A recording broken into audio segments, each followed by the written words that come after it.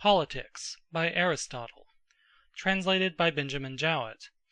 Book 5, Sections 5 through 7. 5. And now, taking each constitution separately, we must see what follows from the principles already laid down. Revolutions in democracies are generally caused by the intemperance of demagogues, who either in their private capacity lay information against rich men until they compel them to combine, for a common danger unites even the bitterest enemies, or coming forward in public stir up the people against them. The truth of this remark is proved by a variety of examples. At Cos the democracy was overthrown because wicked demagogues arose and the notables combined. At Rhodes the demagogues not only provided pay for the multitude, but prevented them from making good to the trierarchs the sums which had been expended by them, and they, in consequence of the suits which were brought against them, were compelled to combine and put down the democracy. The democracy at Heraclea was overthrown shortly after the foundation of the colony by the injustice of the demagogues, which drove out the notables, who came back in a body and put an end to the democracy. Much in the same manner the democracy at Megara was overturned. There the demagogues drove out many of the notables in order that they might be able to confiscate their property.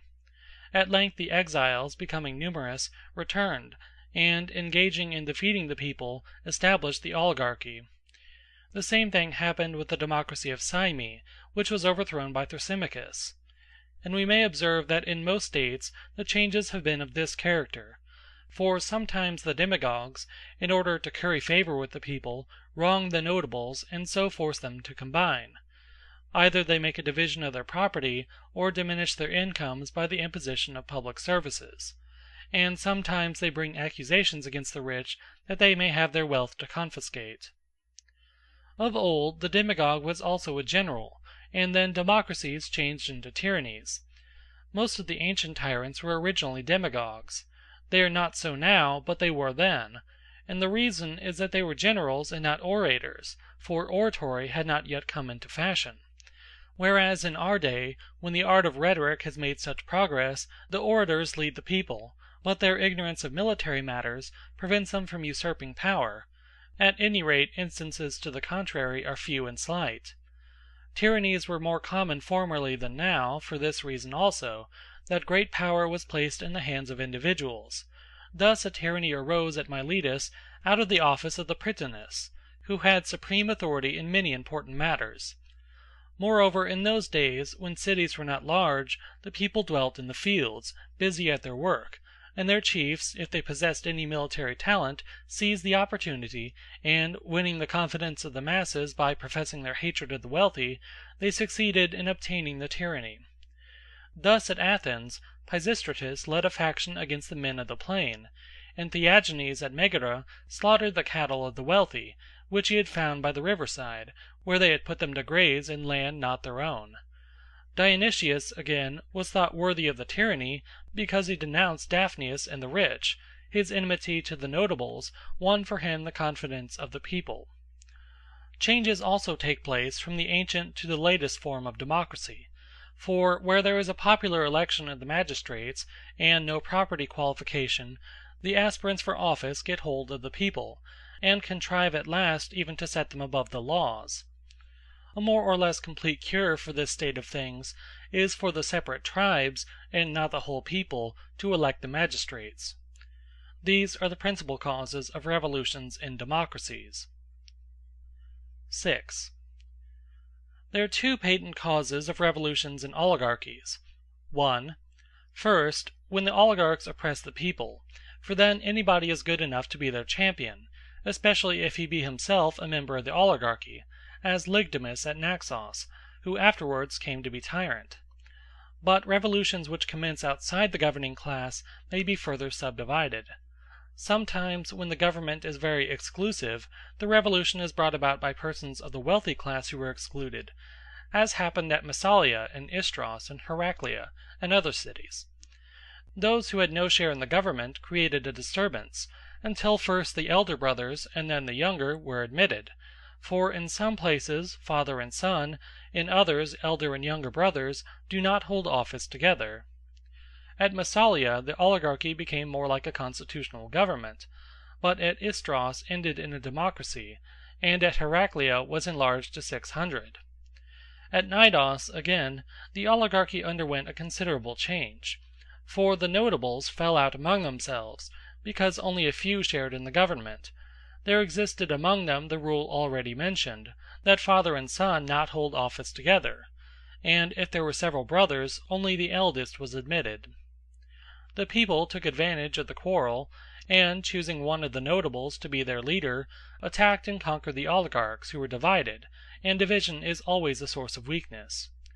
The city of Erythrae, too, in old times was ruled, and ruled well, by the Basilidae, but the people took offence at the narrowness of the oligarchy and changed the constitution.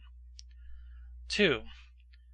Of internal causes of revolutions and oligarchies, one is the personal rivalry of the oligarchs, which leads them to play the demagogue.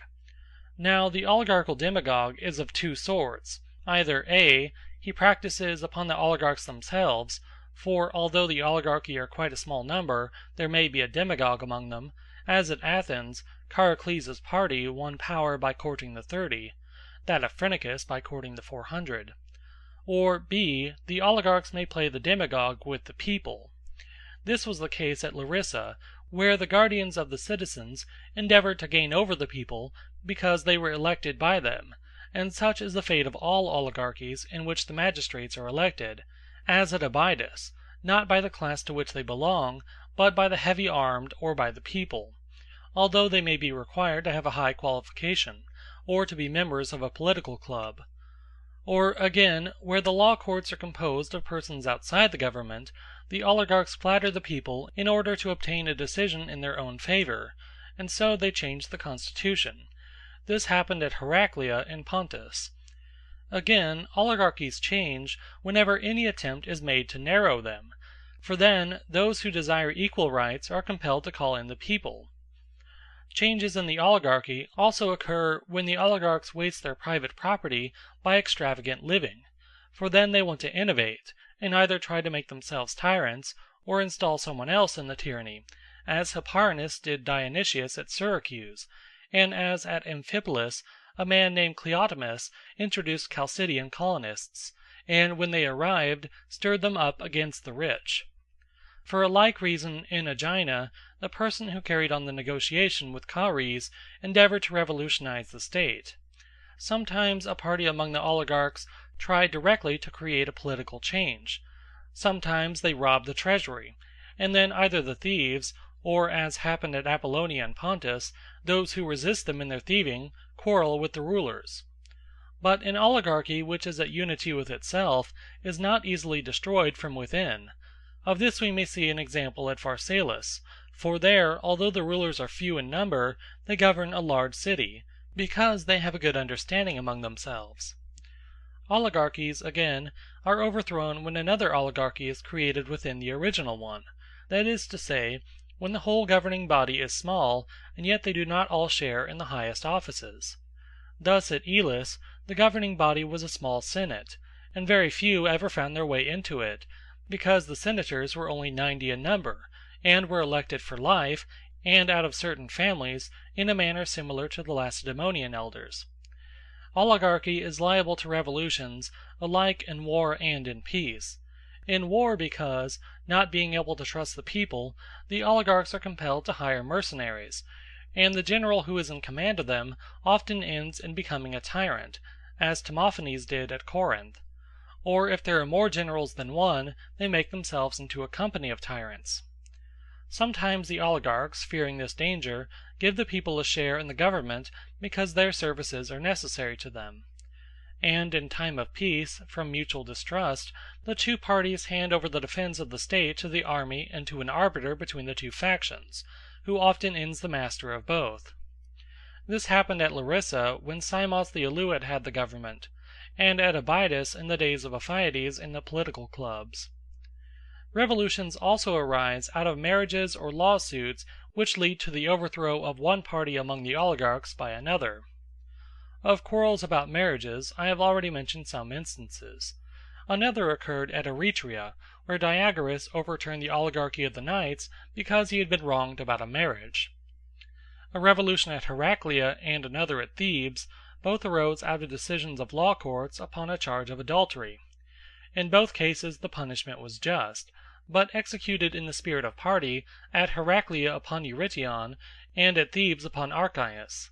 For their enemies were jealous of them, and so had them pilloried in the Agora. Many oligarchies have been destroyed by some members of the ruling class taking offence at their excessive despotism. For example, the oligarchy at Cnidus and at Chios.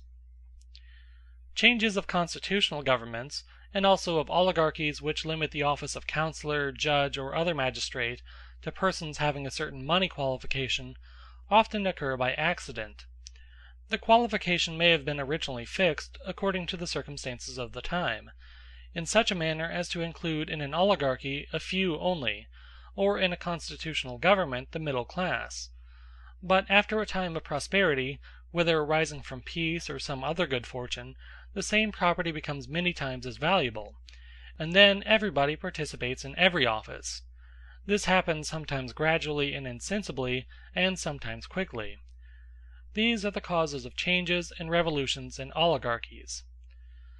We must remark generally, both of democracies and oligarchies, that they sometimes change, not into the opposite forms of government, but only into another variety of the same class.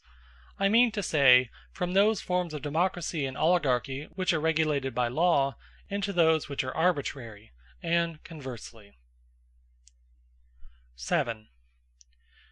In aristocracies, revolutions are stirred up when a few only share in the honors of the state, a cause which has already been shown to affect oligarchies.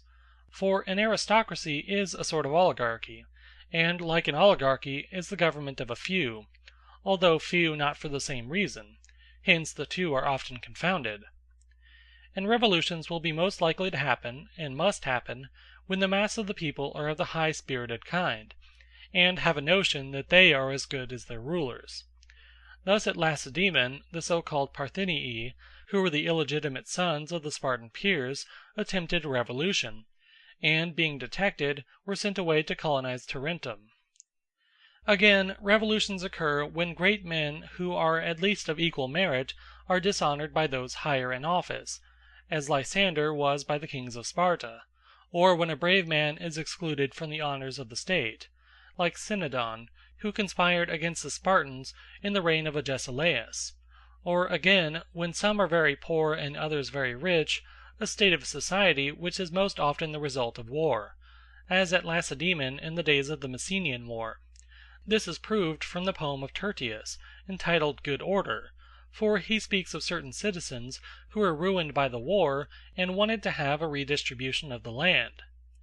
Again, revolutions arise when an individual who is great, and might be greater, wants to rule alone, as at Lacedaemon, Pausanias, who was general in the Persian war, or like Hanno at Carthage. Constitutional governments and aristocracies are commonly overthrown owing to some deviation from justice in the constitution itself. The cause of the downfall is, in the former, the ill mingling of the two elements, democracy and oligarchy; in the latter of the three elements, democracy, oligarchy, and virtue, but especially democracy and oligarchy. For to combine these is the endeavor of constitutional governments, and most of the so-called aristocracies have a like aim, but differ from polities in the mode of combination. Hence some of them are more and some less permanent. Those which incline more to oligarchy are called aristocracies, and those which incline to democracy constitutional governments. And therefore the latter are the safer of the two, for the greater the number, the greater the strength, and when men are equal they are contented. But the rich, if the constitution gives them power, are apt to be insolent and avaricious, and in general, whichever way the constitution inclines, in that direction it changes as either party gains strength, a constitutional government becoming a democracy, an aristocracy an oligarchy. But the process may be reversed, and aristocracy may change into democracy. This happens when the poor, under the idea that they are being wronged, force the constitution to take an opposite form. In like manner constitutional governments change into oligarchies. the only stable principle of government is equality according to proportion, and for every man to enjoy his own.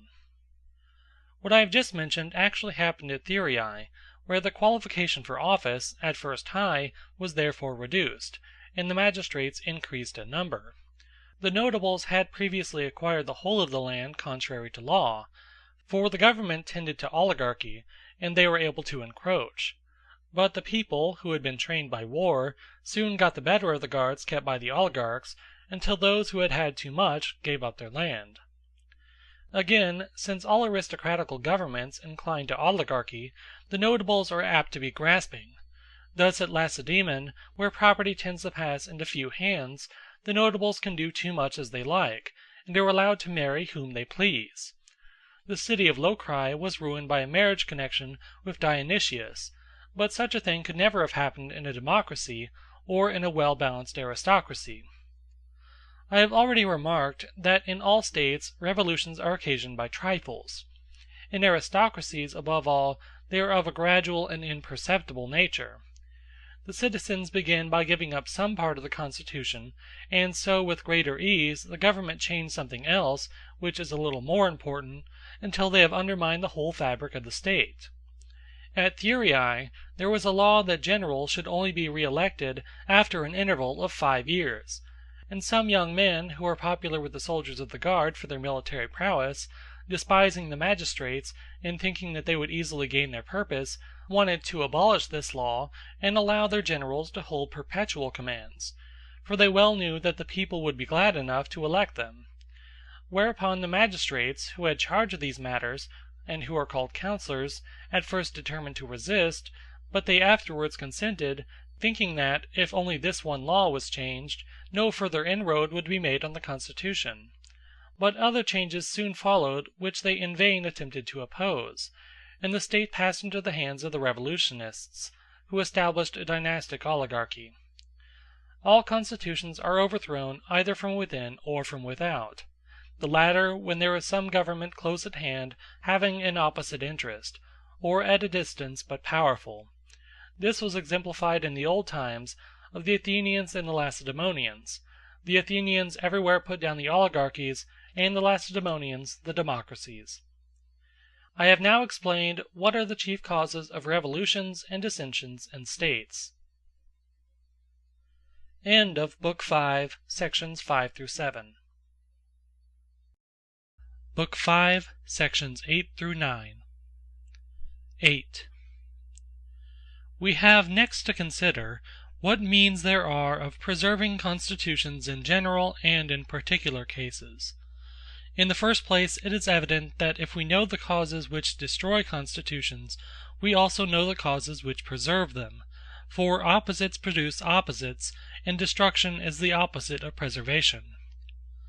In all well-attempered governments, there is nothing which should be more jealously maintained than the spirit of obedience to the law, more especially in small matters, for transgression creeps in unperceived and at last ruins the state, just as the constant recurrence of small expenses in time eats up a fortune.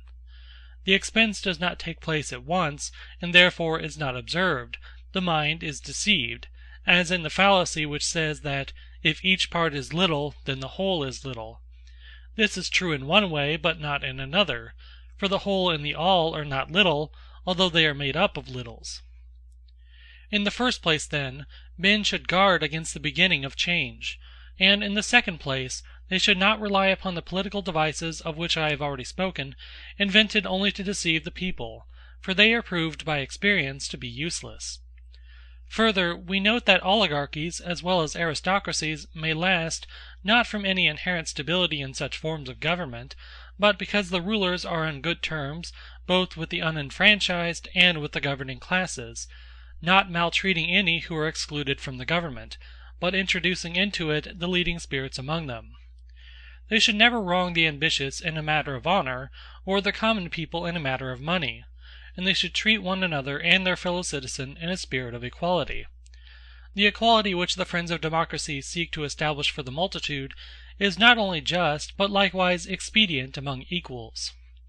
Hence, if the governing class are numerous, many democratic institutions are useful, For example, the restriction of the tenure of offices to 6 months, that all those who are of equal rank may share in them. Indeed, equals or peers, when they are numerous, become a kind of democracy, and therefore demagogues are very likely to arise among them, as I have already remarked. The short tenure of office prevents oligarchies and aristocracies from falling into the hands of families. It is not easy for a person to do any great harm when his tenure of office is short, whereas long possession begets tyranny in oligarchies and democracies. For the aspirants to tyranny are either the principal men of the state, who in democracies are demagogues, and in oligarchies members of ruling houses, or those who hold great offices, and have a long tenure of them. Constitutions are preserved when their destroyers are at a distance, and sometimes also because they are near, for the fear of them makes the government keep in hand the constitution. Wherefore the ruler who has a care of the constitution should invent terrors, and bring distant dangers near, in order that the citizens may be on their guard, and, like sentinels in a night watch, never relax their attention. He should endeavor too, by help of the laws, to control the contentions and quarrels of the notables, and to prevent those who have not hitherto taken part in them from catching the spirit of contention. No ordinary man can discern the beginning of evil, but only the true statesman. As to the change produced in oligarchies and constitutional governments by the alteration of the qualification, when this arises not out of any variation in the qualification, but only out of the increase of money, it is well to compare the general valuation of property with that of past years, annually in those cities in which the census is taken annually, and in larger cities every 3rd or 5th year. If the whole is many times greater or many times less than when the ratings recognized by the Constitution were fixed, there should be power given by law to raise or lower the qualification as the amount is greater or less. Where this is not done, a constitutional government passes into an oligarchy, and an oligarchy is narrowed to a rule of families; or in the opposite case, constitutional government becomes democracy, and oligarchy either constitutional government or democracy. It is a principle common to democracy, oligarchy, and every other form of government, not to allow the disproportionate increase of any citizen, but to give moderate honor for a long time rather than great honor for a short time. For men are easily spoiled; not every one can bear prosperity.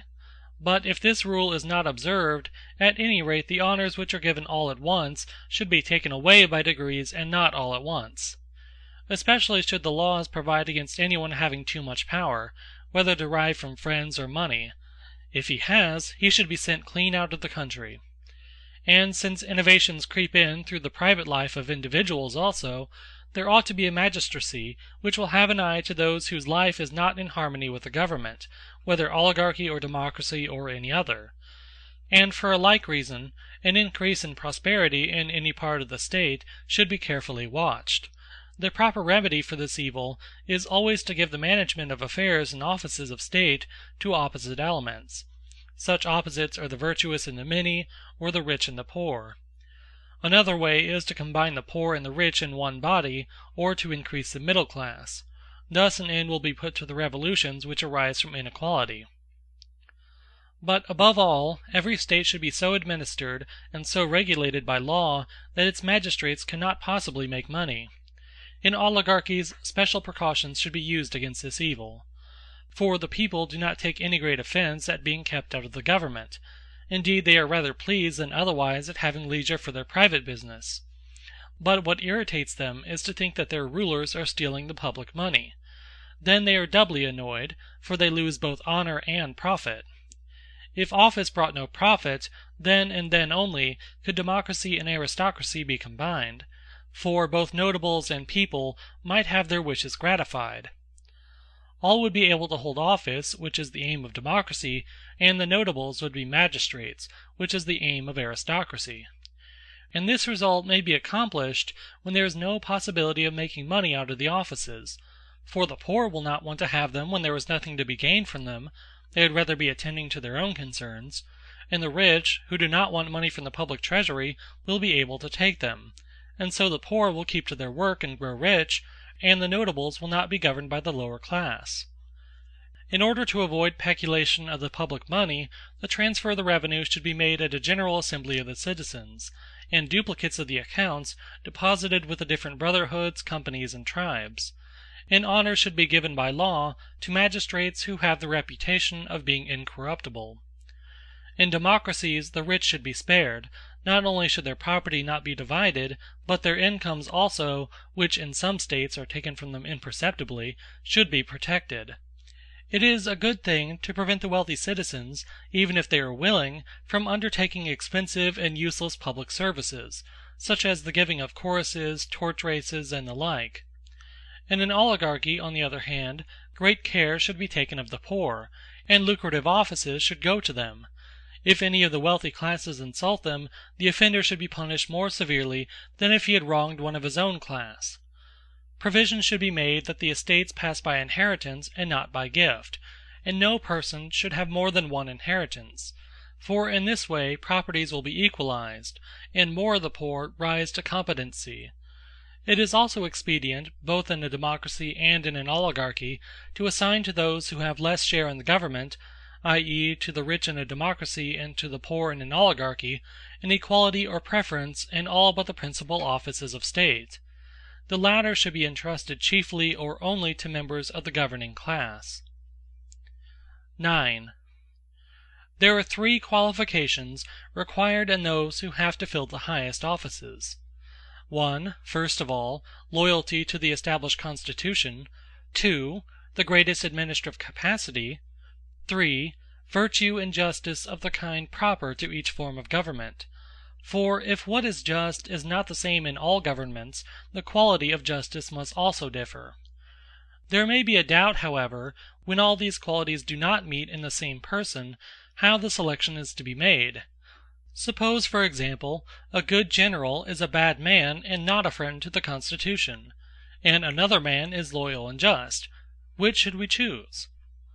In making the election, ought we not to consider 2 points: what qualities are common and what are rare?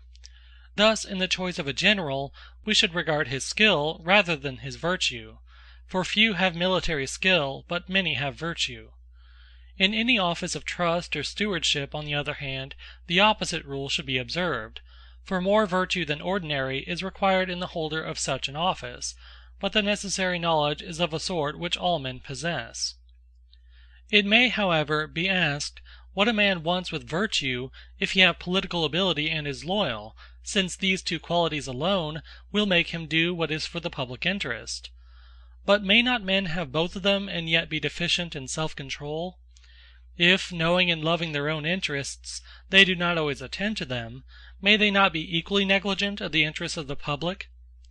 Speaking generally, we may say that whatever legal enactments are held to be for the interest of various constitutions, all these preserve them; and the great preserving principle is the one which has been repeatedly mentioned: to have a care that the loyal citizen should be stronger than the disloyal.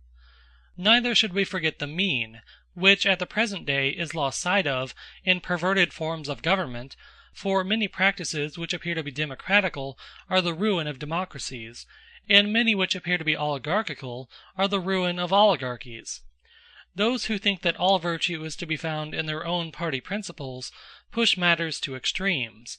They do not consider that disproportion destroys a state. A nose, which varies from the ideal of straightness to a hook or snub, may still be of good shape and agreeable to the eye, but if the excess be very great, all symmetry is lost, and the nose at last ceases to be a nose at all on account of some excess in one direction or defect in the other; and this is true of every other part of the human body. The same law of proportion equally holds in states. Oligarchy or democracy, although a departure from the most perfect form, may yet be a good enough government; but if anyone attempts to push the principles of either to an extreme, he will begin by spoiling the government and end by having none at all. Wherefore the legislator and the statesman ought to know what democratical measures save and what destroy a democracy, and what oligarchical measures save or destroy an oligarchy. For neither the one nor the other can exist or continue to exist unless both rich and poor are included in it. If equality of property is introduced, the State must of necessity take another form; for when by laws carried to excess one or other element in the State is ruined, the Constitution is ruined. There is an error common both to oligarchies and to democracies.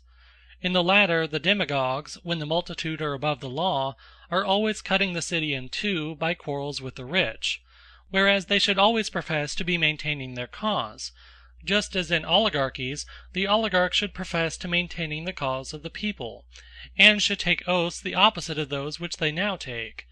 For there are cities in which they swear, I will be an enemy to the people, and will devise all the harm against them which I can; but they ought to exhibit and to entertain the very opposite feeling. In the form of their oath there should be an express declaration, I will do no wrong to the people.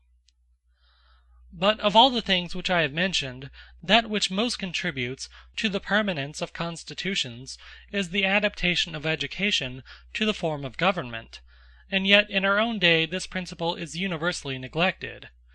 The best laws, though sanctioned by every citizen of the State, will be of no avail unless the young are trained by habit and education in the spirit of the Constitution; if the laws are democratically, or oligarchically if the laws are oligarchical. For there may be a want of self-discipline in States as well as in individuals. Now, to have been educated in the spirit of the Constitution is not to perform the actions in which oligarchs or democrats delight, but those by which the existence of an oligarchy or of a democracy is made possible.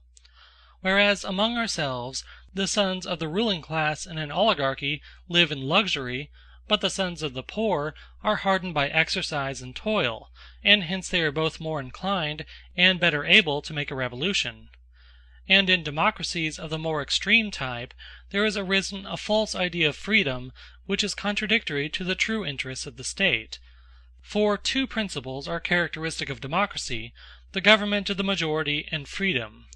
Men think that what is just is equal, and that equality is the supremacy of the popular will, and that freedom means the doing what a man likes. In such democracies everyone lives as he pleases, or in the words of Euripides, according to his fancy. But this is all wrong.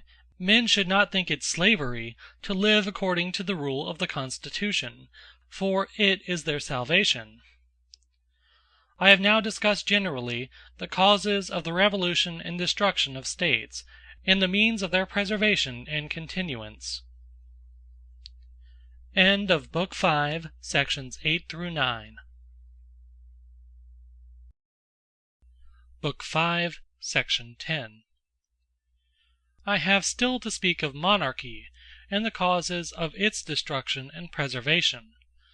What I have said already respecting forms of constitutional government applies almost equally to royal and to tyrannical rule. For royal rule is of the nature of an aristocracy, and a tyranny is a compound of oligarchy and democracy in their most extreme forms. It is, therefore, most injurious to its subjects, being made up of two evil forms of government, and having the perversions and errors of both. These two forms of monarchy are contrary in their very origin. The appointment of a king is the resource of the better classes against the people, and he is elected by them out of their own number, because either he himself or his family excel in virtue and virtuous actions; whereas a tyrant is chosen from the people to be their protector against the notables, and in order to prevent them from being injured. History shows that almost all tyrants have been demagogues who gain the favor of the people by their accusation of the notables. At any rate, this was the manner in which the tyrannies arose in the days when cities had increased in power. Others, which were older, originated in the ambition of kings wanting to overstep the limits of their hereditary power and become despots. Others again grew out of the class which were chosen to be chief magistrates, for in ancient times the people who elected them gave the magistrates, whether civil or religious, a long tenure. Others arose out of the custom which oligarchies had of making some individual supreme over the highest offices.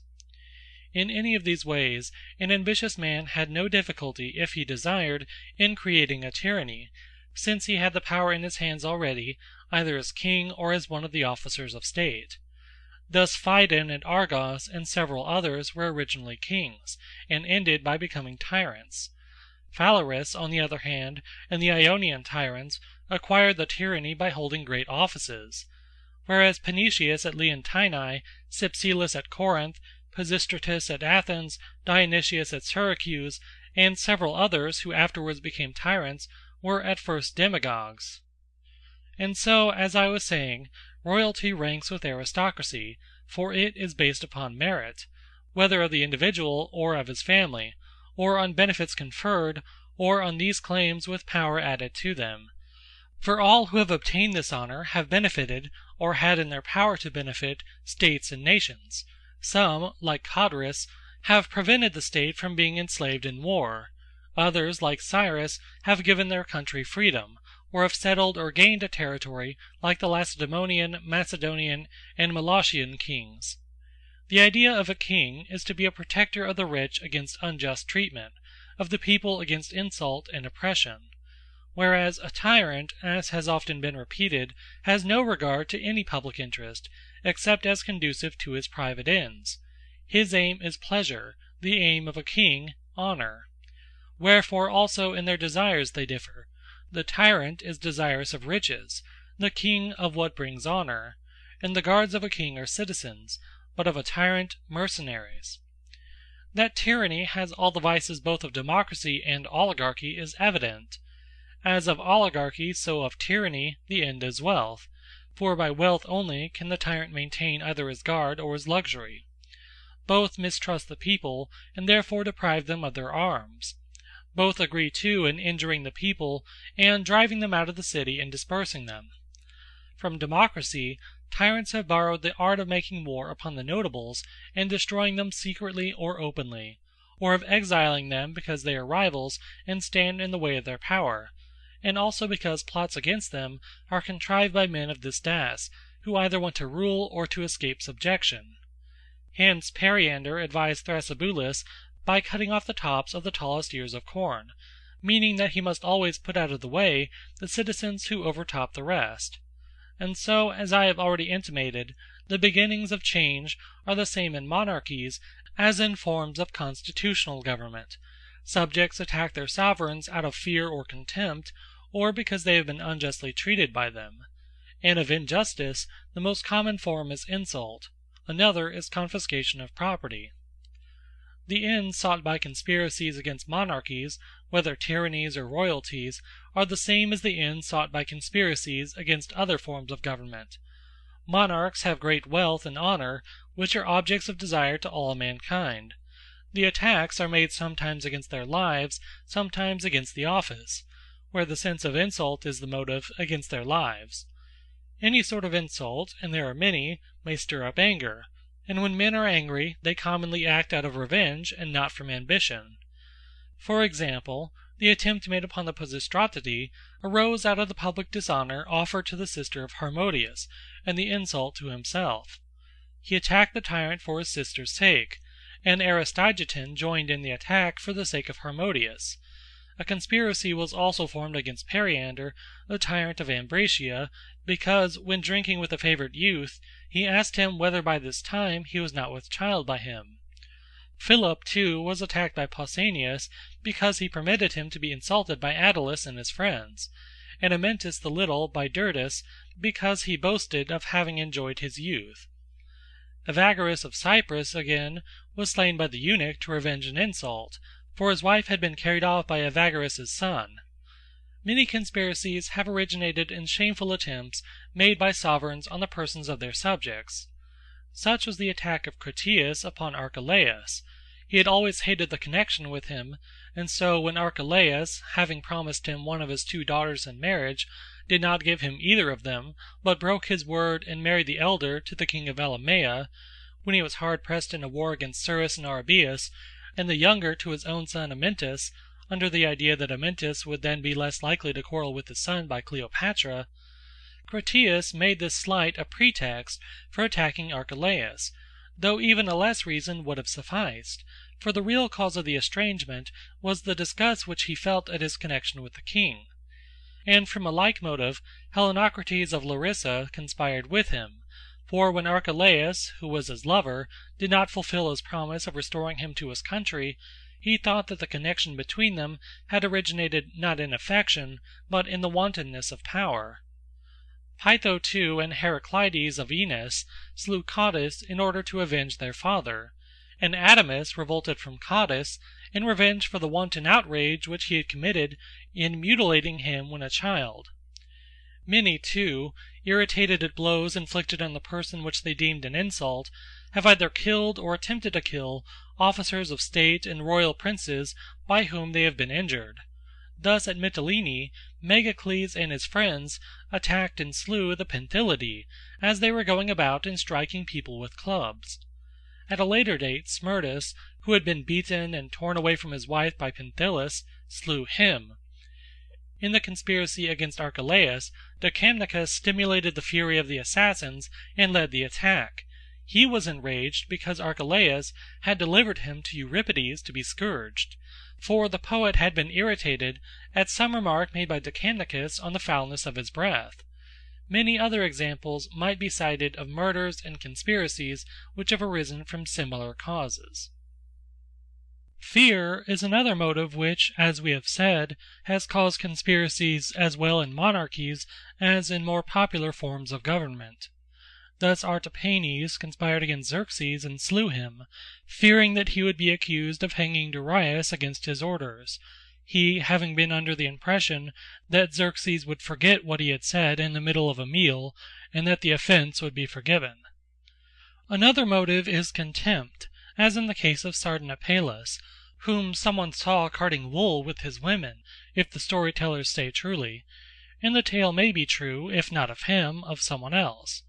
Dion attacked the younger Dionysius because he despised him, and saw that he was equally despised by his own subjects, and that he was always drunk. Even the friends of a tyrant will sometimes attack him out of contempt, for the confidence which he reposes in them breeds contempt, and they think that they will not be found out. The expectation of success is likewise a sort of contempt. The assailants are ready to strike, and think nothing of the danger, because they seem to have the power in their hands. Thus generals of armies attack monarchs, as for example Cyrus attacked Astyages, despising the effeminacy of his life, and believing that his power was worn out. Thus again Seuthes the Thracian conspired against Ammaticus, whose general he was. And sometimes men are actuated by more than one motive, like Mithridates, who conspired against Ariobarzanes, partly out of contempt and partly from the love of gain. Bold natures, placed by their sovereigns in a high military position, are most likely to make the attempt in the expectation of success, for courage is emboldened by power, and the union of the two inspires them with the hope of an easy victory. Attempts of which the motive is ambition arise in a different way as well as in those already mentioned. There are men who will not risk their lives in the hope of gains and honors however great, but who nevertheless regard the killing of a tyrant simply as an extraordinary action which will make them famous and honorable in the world. They wish to acquire, not a kingdom, but a name. It is rare, however, to find such men. He who would kill a tyrant must be prepared to lose his life if he fail. He must have the resolution of Dion, who, when he made war upon Dionysius, took with him very few troops, saying that whatever measure of success he might attain would be enough for him, even if he were to die the moment he landed. Such a death would be welcome to him. This is a temper to which few can attain. Once more, tyrannies, like all other governments, are destroyed from without by some opposite and more powerful form of government. That such a government will have the will to attack them is clear, for the two are opposed in principle, and all men, if they can, do what they will. Democracy is antagonistic to tyranny, on the principle of Hesiod, Potter hates Potter, because they are nearly akin. For the extreme form of democracy is tyranny, and royalty and aristocracy are both alike opposed to tyranny, because they are constitutions of a different type. And therefore the Lacedaemonians put down most of the tyrannies, and so did the Syracusans during the time when they were well governed. Again, tyrannies are destroyed from within when the reigning family are divided among themselves, as that of Gelo was, and more recently that of Dionysius.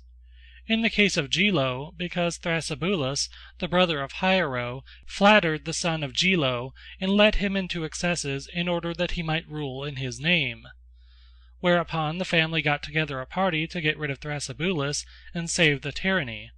But those of the people who conspired with them seized the opportunity and drove them all out. In the case of Dionysius, Dion, his own relative, attacked and expelled him with the assistance of the people. He afterwards perished himself. There are two chief motives which induce men to attack tyrannies: hatred and contempt. Hatred of tyrants is inevitable, and contempt is also a frequent cause of their destruction. Thus we see that most of those who have acquired have retained their power, but those who have inherited have lost it almost at once, for, living in luxurious ease, they have become contemptible, and offer many opportunities to their assailants. Anger, too, must be included under hatred, and produces the same effects. It is oftentimes even more ready to strike. The angry are more impetuous in making an attack, for they do not follow rational principle. And men are very apt to give way to their passions when they are insulted. To this cause is to be attributed the fall of the Pisistratii, and of many others. Hatred is more reasonable, for anger is accompanied by pain, which is an impediment to reason, whereas hatred is painless. In a word, all the causes which I have mentioned as destroying the last and most unmixed form of oligarchy, and the extreme form of democracy, may be assumed to affect tyranny. Indeed, the extreme forms of both are only tyrannies distributed among several persons. Kingly rule is little affected by external causes, and is therefore lasting. It is generally destroyed from within. And there are two ways in which destruction may come about. One, when the members of the royal family quarrel among themselves, and two, when the kings attempt to administer the state too much after the fashion of a tyranny, and to extend their authority contrary to the law. Royalties do not now come into existence, where such forms of government arise; they are rather monarchies or tyrannies. For the rule of a king is over voluntary subjects, and he is supreme in all important matters. But in our own day men are more upon an equality, and no one is so immeasurably superior to others as to represent adequately the greatness and dignity of the office. Hence mankind will not, if they can help, endure it, and anyone who obtains power by force or fraud is at once thought to be a tyrant. In hereditary monarchies a further cause of destruction is the fact that kings often fall into contempt, and although possessing not tyrannical powers but only royal dignity, are apt to outrage others. Their overthrow is then readily effected, for there is an end to the king when his subjects do not want to have him, but the tyrant lasts, whether they like him or not. The destruction of monarchies is to be attributed to these and the like causes. End of Book 5, Section 10. Book 5, Sections 11 through 12. 11. And they are preserved, to speak generally, by the opposite causes. Or, if we consider them separately, 1. Royalty is preserved by the limitation of its powers. The more restricted the functions of kings, the longer their power will last unimpaired. For then they are more moderate and not so despotic in their ways, and they are less envied by their subjects.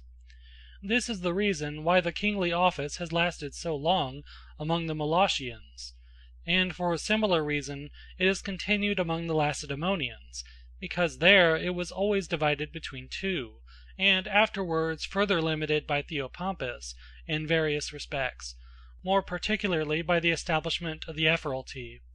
He diminished the power of the kings, but established on a more lasting basis the kingly office, which was thus made in a certain sense not less but greater.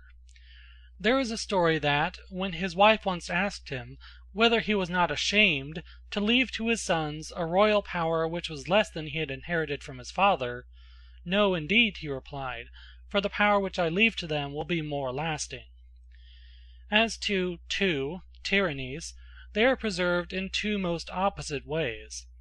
One of them is the old traditional method in which most tyrants administer their government. Of such arts Periander of Corinth is said to have been the great master, and many similar devices may be gathered from the Persians in the administration of their government.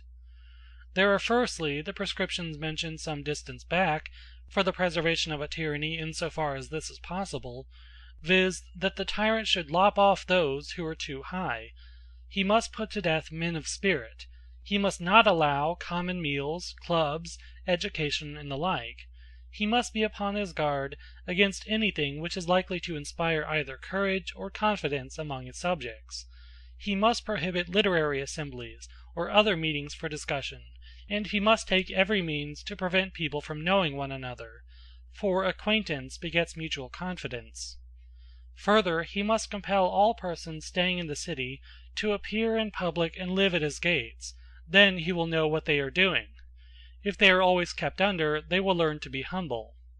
In short, he should practice these and the like Persian and barbaric arts, which all have the same object.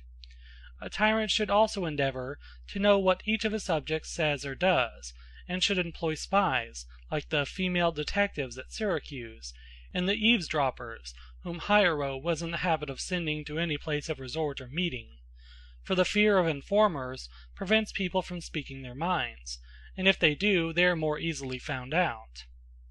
Another art of the tyrant is to sow quarrels among the citizens. Friends should be embroiled with friends, the people with the notables, and the rich with one another. Also, he should impoverish his subjects. He thus provides against the maintenance of a guard by the citizen, and the people, having to keep hard at work, are prevented from conspiring. The pyramids of Egypt afford an example of this policy. Also the offerings of the family of Cypselus, and the building of the temple of Olympian Zeus by the Pisistratidae, and the great Polycratean monuments at Samos. All these works were alike intended to occupy the people and keep them poor. Another practice of tyrants is to multiply taxes, after the manner of Dionysius at Syracuse, who contrived that, within 5 years, his subjects should bring into treasury their whole property.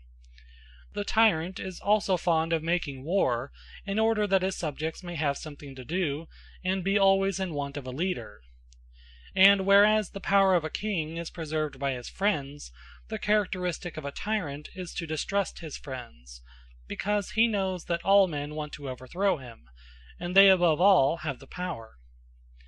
Again, the evil practices of the last and worst form of democracy are all found in tyrannies. Such is the power given to women in their families in the hope that they will inform against their husbands, and the license which is allowed to slaves in order that they may betray their masters, for slaves and women do not conspire against tyrants, and they are, of course, friendly to tyrannies and also to democracies, since under them they have a good time. For the people too would fain be a monarch, and therefore by them, as well as by the tyrant, the flatterer is held in honour. In democracies he is the demagogue, and the tyrant also has those who associate with him in a humble spirit, which is a work of flattery. Hence tyrants are always fond of bad men, because they love to be flattered, but no man, who has the spirit of a free man in him, will lower himself by flattery. Good men love others, or at any rate do not flatter them. Moreover, the bad are useful for bad purposes. Nail knocks out nail, as the proverb says. It is characteristic of a tyrant to dislike everyone who has dignity or independence. He wants to be alone in his glory, but anyone who claims a like dignity or asserts his independence encroaches upon his prerogative, and is hated by him as an enemy to his power. Another mark of a tyrant is that he likes foreigners better than citizens, and lives with them and invites them to his table. For the one are enemies, but the others enter into no rivalry with him. Such are the notes of the tyrant and the arts by which he preserves his power. There is no wickedness too great for him. All that we have said may be summed up under 3 heads, which answer to the 3 aims of the tyrant. These are: 1. The humiliation of his subjects. he knows that a mean-spirited man will not conspire against anybody. 2. The creation of mistrust among them, for a tyrant is not overthrown until men begin to have confidence in one another, and this is the reason why tyrants are at war with the good. They are under the idea that their power is endangered by them, not only because they would not be ruled despotically, but also because they are loyal to one another, and to other men, and do not inform against one another or against other men. 3. The tyrant desires that his subjects shall be incapable of action, for no one attempts what is impossible, and they will not attempt to overthrow a tyranny if they are powerless. Under these three heads the whole policy of a tyrant may be summed up, and to one or other of them all his ideas may be referred. 1. He sows distrust among his subjects. 2. He takes away their power. 3. He humbles them. This, then, is one of the two methods by which tyrannies are preserved, and there is another which proceeds upon an almost opposite principle of action. The nature of this latter method may be gathered from a comparison of the causes which destroy kingdoms. For, as one mode of destroying kingly power is to make the office of king more tyrannical, so the salvation of a tyranny is to make it more like the rule of a king. But of one thing the tyrant must be careful: he must keep power enough to rule over his subjects, whether they like him or not. For if he once gives this up, he gives up his tyranny. But though power must be retained as the foundation, in all else the tyrant should act, or appear to act, in the character of a king. In the first place, he should pretend a care of the public revenues, and not waste money in making presents of a sort at which the common people get excited when they see their hard-won earnings snatched from them and lavished on courtesans and strangers and artists. He should give an account of what he receives and of what he spends, a practice which has been adopted by some tyrants, for then he will seem to be a steward of the public rather than a tyrant. Nor need he fear that, while he is lord of the city, he will ever be in want of money. Such a policy is at all events much more advantageous for the tyrant when he goes from home than to leave behind him a hoard, for then the garrison who remain in the city will be less likely to attack his power, and a tyrant when he is absent from home has more reason to fear the guardians of his treasure than the citizens, for the one accompany him, but the others remain behind. In the second place, he should be seen to collect taxes and to require public services only for state purposes, and that he may form a fund in case of war, and generally he ought to make himself the guardian and treasurer of them, as if they belonged not to him but to the public. He should appear not harsh but dignified, and when men meet him they should look upon him with reverence and not with fear. Yet it is hard for him to be respected if he inspires no respect, and therefore, whatever virtues he may neglect, at least he should maintain the character of a great soldier, and produce the impression that he is one. Neither he nor any of his associates should ever be guilty of the least offense against modesty towards the young of either sex who are his subjects, and the women of his family should observe a like self-control towards other women. The insolence of women has ruined many tyrannies. In the indulgence of pleasures he should be the opposite of our modern tyrants, who not only begin at dawn and pass whole days in sensuality, but want other men to see them, that they may admire their happy and blessed lot. In these things a tyrant should if possible be moderate, or at any rate should not parade his vices to the world. For a drunken and drowsy tyrant is soon despised and attacked; not so he who is temperate and wide awake. His conduct should be the very reverse of nearly everything which has been said before about tyrants. He ought to adorn and improve his city as though he were not a tyrant but the guardian of the state. Also he should appear to be particularly earnest in the service of the gods. For if men think that a ruler is religious and has a reverence for the gods, they are less afraid of suffering injustice at his hands, and they are less disposed to conspire against him, because they believe him to have the very gods fighting on his side.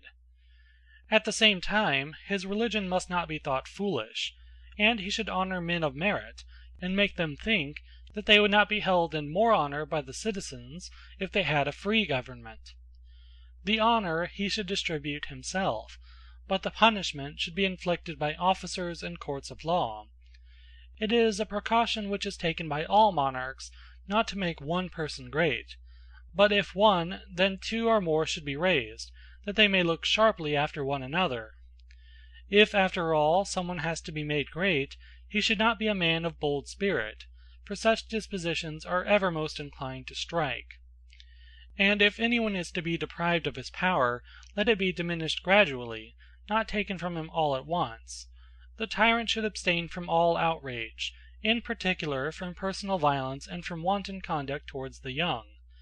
He should be especially careful of his behavior to men who are lovers of honor, for as the lovers of money are offended when their property is touched, so are the lovers of honor and the virtuous when their honor is affected. Therefore a tyrant ought either not to commit such acts at all, or he should be thought only to employ fatherly correction, and not to trample upon others; and his acquaintance with youth should be supposed to arise from affection, and not from the insolence of power; and in general he should compensate the appearance of dishonor by the increase of honor. Of those who attempt assassination, they are the most dangerous, and require to be most carefully watched, who do not care to survive, if they effect their purpose. Therefore special precaution should be taken about any who think that either they or those for whom they care have been insulted, for when men are led away by passion to assault others, they are regardless of themselves. As Heraclitus says, it is difficult to fight against anger, for a man will buy revenge with his soul. And whereas states consist of two classes, of poor men and of rich, the tyrant should lead both to imagine that they are preserved and prevented from harming one another by his rule, and whichever of the two is stronger he should attach to his government; for having this advantage, he has no need either to emancipate slaves or to disarm the citizens. Either party added to the force which he already has will make him stronger than his assailants.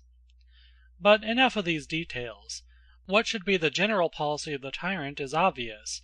He ought to show himself to his subjects in the light, not of a tyrant, but of a steward and a king. He should not appropriate what is theirs, but should be their guardian. He should be moderate, not extravagant in his way of life. He should win the notables by companionship, and the multitude by flattery. For then his rule will of necessity be nobler and happier, because he will rule over better men whose spirits are not crushed, over men to whom he himself is not an object of hatred, and of whom he is not afraid. His power too will be more lasting. His disposition will be virtuous, or at least half virtuous, and he will not be wicked, but half wicked only. 12. Yet no forms of government are so short-lived as oligarchy and tyranny. The tyranny which lasted the longest was that of Orthagoras and his sons at Sicyon. This continued for 100 years. The reason was that they treated their subjects with moderation, and to a great extent observed the laws, and in various ways gained the favor of the people by the care which they took of them. Cleisthenes, in particular, was respected for his military ability. If report may be believed, he crowned the judge who decided against him in the games; and, as some say, the sitting statue in the Agora of Sicyon is the likeness of this person. A similar story is told of Pisistratus, who is said on one occasion to have allowed himself to be summoned and tried before the Areopagus. Next in duration to the tyranny of Orthagoras was that of the Cypsilidae at Corinth, which lasted 73 years and 6 months. Cypselus reigned 30 years, Periander 40½ and Psammetichus, the son of Gorgas, 3. Their continuance was due to similar causes. Cypselus was a popular man, who during the whole time of his rule never had a bodyguard, and Periander, although he was a tyrant, was a great soldier. Third in duration was the rule of the Pisistratidae at Athens, but it was interrupted, for Pisistratus was twice driven out, so that during 33 years he reigned only 17, and his sons reigned 18 altogether 35 years. Of other tyrannies, that of Hiero and Gelo at Syracuse was the most lasting. Even this, however, was short, not more than 18 years in all, for Gelo continued tyrant for 7 years, and died in the 8th, Hiero reigned for 10 years, and Thrasybulus was driven out in the 11th month. In fact, tyrannies generally have been of quite short duration. I have now gone through almost all the causes by which constitutional governments and monarchies are either destroyed or preserved. In the Republic of Plato, Socrates treats of revolutions, but not well, for he mentions no cause of change which peculiarly affects the first, or perfect state. He only says that the cause is that nothing is abiding, but all things change in a certain cycle, and that the origin of the change consists in those numbers, of which 4 and 3 married with 5 furnish 2 harmonies. He means when the number of this figure becomes solid.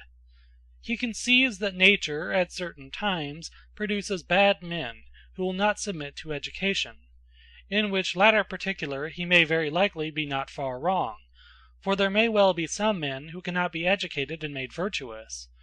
But why is such a cause of change peculiar to his ideal state, and not rather common to all states, nay, to everything which comes into being at all?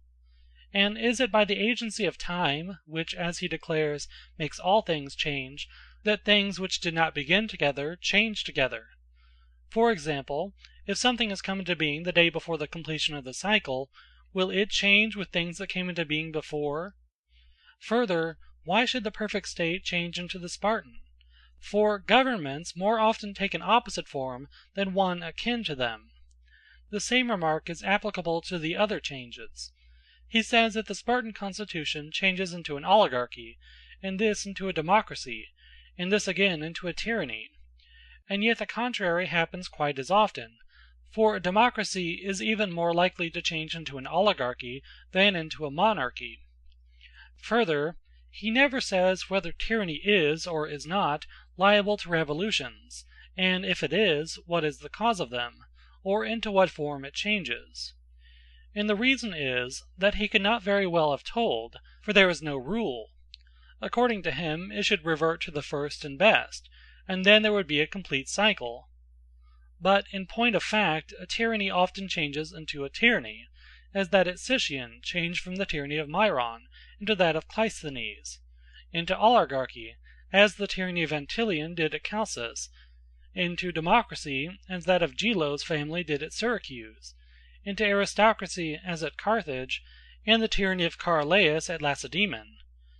Often an oligarchy changes into a tyranny, like most of the ancient oligarchies in Sicily. For example, the oligarchy at Leontini changed into the tyranny of Panetius, that at Gela into the tyranny of Cleander, that at Rhegium into the tyranny of Anaxilaus. The same thing has happened in many other states. And it is absurd to suppose that the state changes into an oligarchy merely because the ruling class are lovers and makers of money, and not because the very rich think it unfair that the very poor should have an equal share in the government with themselves. Moreover, in many oligarchies there are laws against making money in trade, but at Carthage, which is a democracy, there is no such prohibition, and yet to this day the Carthaginians have never had a revolution. It is absurd too for him to say that an oligarchy is 2 cities, one of the rich and the other of the poor. Is not this just as much the case in the Spartan constitution, or in any other, in which either all do not possess equal property, or all are not equally good men?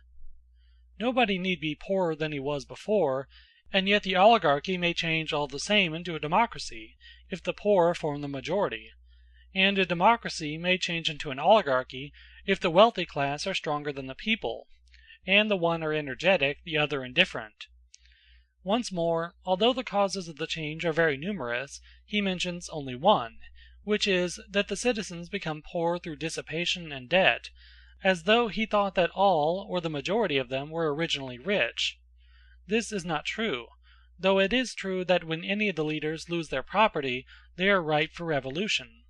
But when anybody else, it is no great matter, and an oligarchy does not even then more often pass into a democracy than into any other form of government. Again, if men are deprived of the honors of state, and are wronged and insulted, they make revolutions, and change forms of government, even although they have not wasted their substance, because they might do what they liked; of which extravagance he declares excessive freedom to be the cause. Finally, although there are many forms of oligarchies and democracies, Socrates speaks of their revolutions as though there were only one form of either of them. End of Book 5, sections 11 through 12. Book 6, Section 1. We have now considered the varieties of the deliberative or supreme power in states, and the various arrangements of law courts and state offices, and which of them are adapted to different forms of government. We have also spoken of the destruction and preservation of constitutions, how and from what causes they arise. Of democracy and all other forms of government there are many kinds, and it will be well to assign to them severally the modes of organization which are proper and advantageous to each, adding what remains to be said about them. Moreover, we ought to consider the various combinations of these modes themselves, for such combinations make constitutions overlap one another, so that aristocracies have an oligarchical character, and constitutional governments incline to democracies. When I speak of the combinations which remain to be considered, and thus far have not been considered by us, I mean such as these. When the deliberative part of the government, and the election of officers, is constituted oligarchically, and the law courts aristocratically, or when the courts and the deliberative part of the state are oligarchical, and the election to office aristocratical, or when in any other way there is a want of harmony in the composition of a state. I have shown already what forms of democracy are suited to particular cities, and what of oligarchy to particular peoples, and to whom each of the other forms of government is suited. Further, we must not only show which of these governments is the best for each state, but also briefly proceed to consider how these and other forms of government are to be established. First of all, let us speak of democracy, which will also bring to light the opposite form of government commonly called oligarchy. For the purposes of this inquiry, we need to ascertain all the elements and characteristics of democracy, since from the combinations of these the varieties of democratic government arise. There are several of these differing from each other, and the difference is due to two causes. One has already been mentioned, differences of population. For the popular element may consist of husbandmen, or of mechanics, or of laborers, and if the first of these be added to the second, or the third to the two others, not only does the democracy become better or worse, but its very nature is changed. A second cause remains to be mentioned. The various properties and characteristics of democracy, when variously combined, make a difference. For one democracy will have less and another will have more, and another will have all of these characteristics. There is an advantage in knowing them all, whether a man wishes to establish some new form of democracy or only to remodel an existing one. Founders of state try to bring together all the elements which accord with the ideas of the several constitutions, but this is a mistake of theirs, as I have already remarked when speaking of the destruction and preservation of states. We will now set forth the principles, characteristics, and aims of such states. Section 2. The basis of a democratic state is liberty, which, according to the common opinion of men, can only be enjoyed in such a state. This they affirm to be the great end of every democracy. One principle of liberty is for all to rule and be ruled in turn, and indeed democratic justice is the application of numerical, not proportionate equality. Whence it follows that the majority must be supreme, and that whatever the majority approve must be the end and the just. Every citizen, it is said, must have equality, and therefore in a democracy the poor have more power than the rich, because there are more of them, and the will of the majority is supreme. This then is one note of liberty which all democrats affirm to be the principle of their state. Another is that a man should live as he likes. This, they say, is the privilege of a free man, since, on the other hand, not to live as a man likes is the mark of a slave. This is the second characteristic of democracy, whence has arisen the claim of men to be ruled by none, if possible, or if this is impossible, to rule and be ruled in turns, and so it contributes to the freedom based upon equality. Such being our foundation, and such the principle from which we start, the characteristics of democracy are as follows: the election of officers by all out of all, and that all should rule over each, and each in its turn over all; that the appointment to all offices, or to all but those which require experience and skill, should be made by lot; that no property qualification should be required for offices, or only a very low one; that a man should not hold the same office twice, or not often, or in the case of a few except military offices; that the tenure of all offices, or of as many as possible, should be brief; that all men should sit in judgment, or that judges selected out of all should judge in all matters, or in most, and in the greatest and most important; such as the scrutiny of accounts, the constitution, and private contracts; that the assembly should be supreme over all causes, or at any rate over the most important, and the magistrates over none, or only over a very few. Of all magistracies, a council is the most democratic when there is not the means of paying all the citizens; but when they are paid, even this is robbed of its power; for the people then draw all cases to themselves, as I said in the previous discussion. The next characteristic of democracy is payment for services. Assembly, law courts, magistrates, everybody receives pay, when it is to be had; or when it is not to be had for all, then it is given to the law courts and to the stated assemblies, to the council and to the magistrates, or at least to any of them who are compelled to have their meals together. And whereas oligarchy is characterized by birth, wealth, and education, the notes of democracy appear to be the opposite of these: low birth, poverty, mean employment. Another note is that no magistracy is perpetual. But if any such have survived some ancient change in the constitution, it should be stripped of its power, and the holder should be elected by lot and no longer by vote. These are the points common to all democracies, but democracy and demos in their truest form are based upon the recognized principle of democratic justice, that all should count equally; for equality implies that the poor should have no more share in the government than the rich, and should not be the only rulers, but that all should rule equally according to their numbers. And in this way men think that they will secure equality and freedom in their state. Section 3.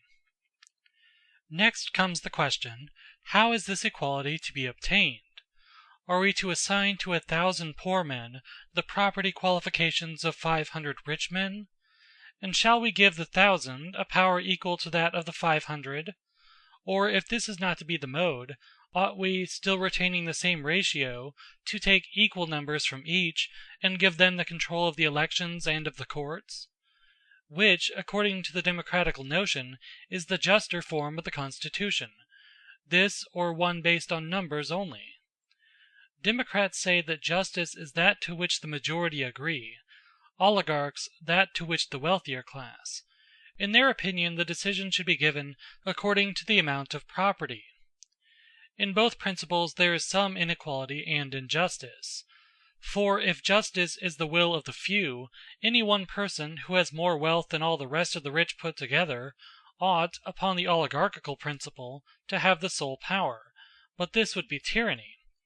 Or if justice is the will of the majority, as I was before saying, they will unjustly confiscate the property of the wealthy minority. To find a principle of equality which they both agree, we must inquire into their respective ideas of justice. Now they agree in saying that whatever is decided by the majority of the citizens is to be deemed law. Granted, but not without some reserve. Since there are two classes out of which a state is composed, the poor and the rich, that is to be deemed law on which both or the greater part of both agree; and if they disagree, that which is approved by the greater number, and by those that have the higher qualification. For example, suppose that there are 10 rich and 20 poor, and some measure is approved by 6 of the rich, and is disapproved by 15 of the poor, and the remaining 4 of the rich join with the party of the poor, and the remaining 5 of the poor with that of the rich. In such a case, the will of those whose qualifications, when both sides are added up, are the greatest, should prevail. If they turn out to be equal, there is no greater difficulty than at present, when, if the assembly or the courts are divided, recourse is had to the lot, or to some similar expedient. But although it may be difficult in theory to know what is just and equal, the practical difficulty of inducing those to forbear who can, if they like, encroach, is far greater, for the weaker are always asking for equality and justice, but the stronger care for none of these things. Section 4. Of the 4 kinds of democracy, as was said in the previous discussion, the best is that which comes first in order. It is also the oldest of them all. I am speaking of them according to the natural classification of their inhabitants. For the best material of democracy is an agricultural population. There is no difficulty in forming a democracy where the mass of the people live by agriculture or tending of cattle. Being poor, they have no leisure, and therefore do not often attend the assembly, and, not having the necessaries of life, they are always at work, and do not covet the property of others. Indeed, they find their employment pleasanter than the cares of government or office, where no great gains can be made out of them, for the many are more desirous of gain than of honor. A proof is that even the ancient tyrannies were patiently endured by them, as they still endure oligarchies, if they are allowed to work and are not deprived of their property, for some of them grow quickly rich, and the others are well enough off. Moreover, they have the power of electing the magistrates and calling them to account. Their ambition, if they have any, is thus satisfied, and in some democracies, although they do not all share in the appointment of offices, except through representatives elected in turn out of the whole people, as at Mantinea, yet if they have the power of deliberating, the many are contented. Even this form of government may be regarded as a democracy, and was such at Mantinea. Hence it is both expedient and customary in the aforementioned type of democracy that all should elect to offices, and conduct scrutinies, and sit in the law courts, but that the great offices should be filled up by election, and from persons having a qualification, the greater requiring a greater qualification; or if there be no offices for which a qualification is required, then those who are marked out by special ability should be appointed. Under such a form of government the citizens are sure to be governed well, for the offices will always be held by the best persons, the people are willing enough to elect them, and are not jealous of the good. The good and the notables will then be satisfied, for they will not be governed by men who are their inferiors, and the persons elected will rule justly, because others will call them to account. Every man should be responsible to others, nor should anyone be allowed to do just as he pleases, for where absolute freedom is allowed, there is nothing to restrain the evil which is inherent in every man. But the principle of responsibility secures that which is the greatest good in states. The right persons rule and are prevented from doing wrong, and the people have their due.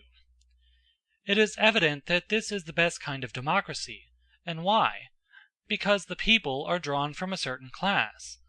Some of the ancient laws of most states were, all of them, useful with a view to making the people husbandmen.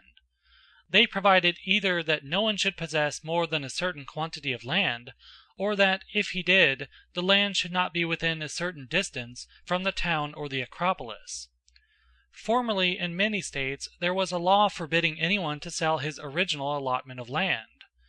There is a similar law attributed to Oxylus, which is to the effect that there should be a certain portion of every man's land on which he could not borrow money.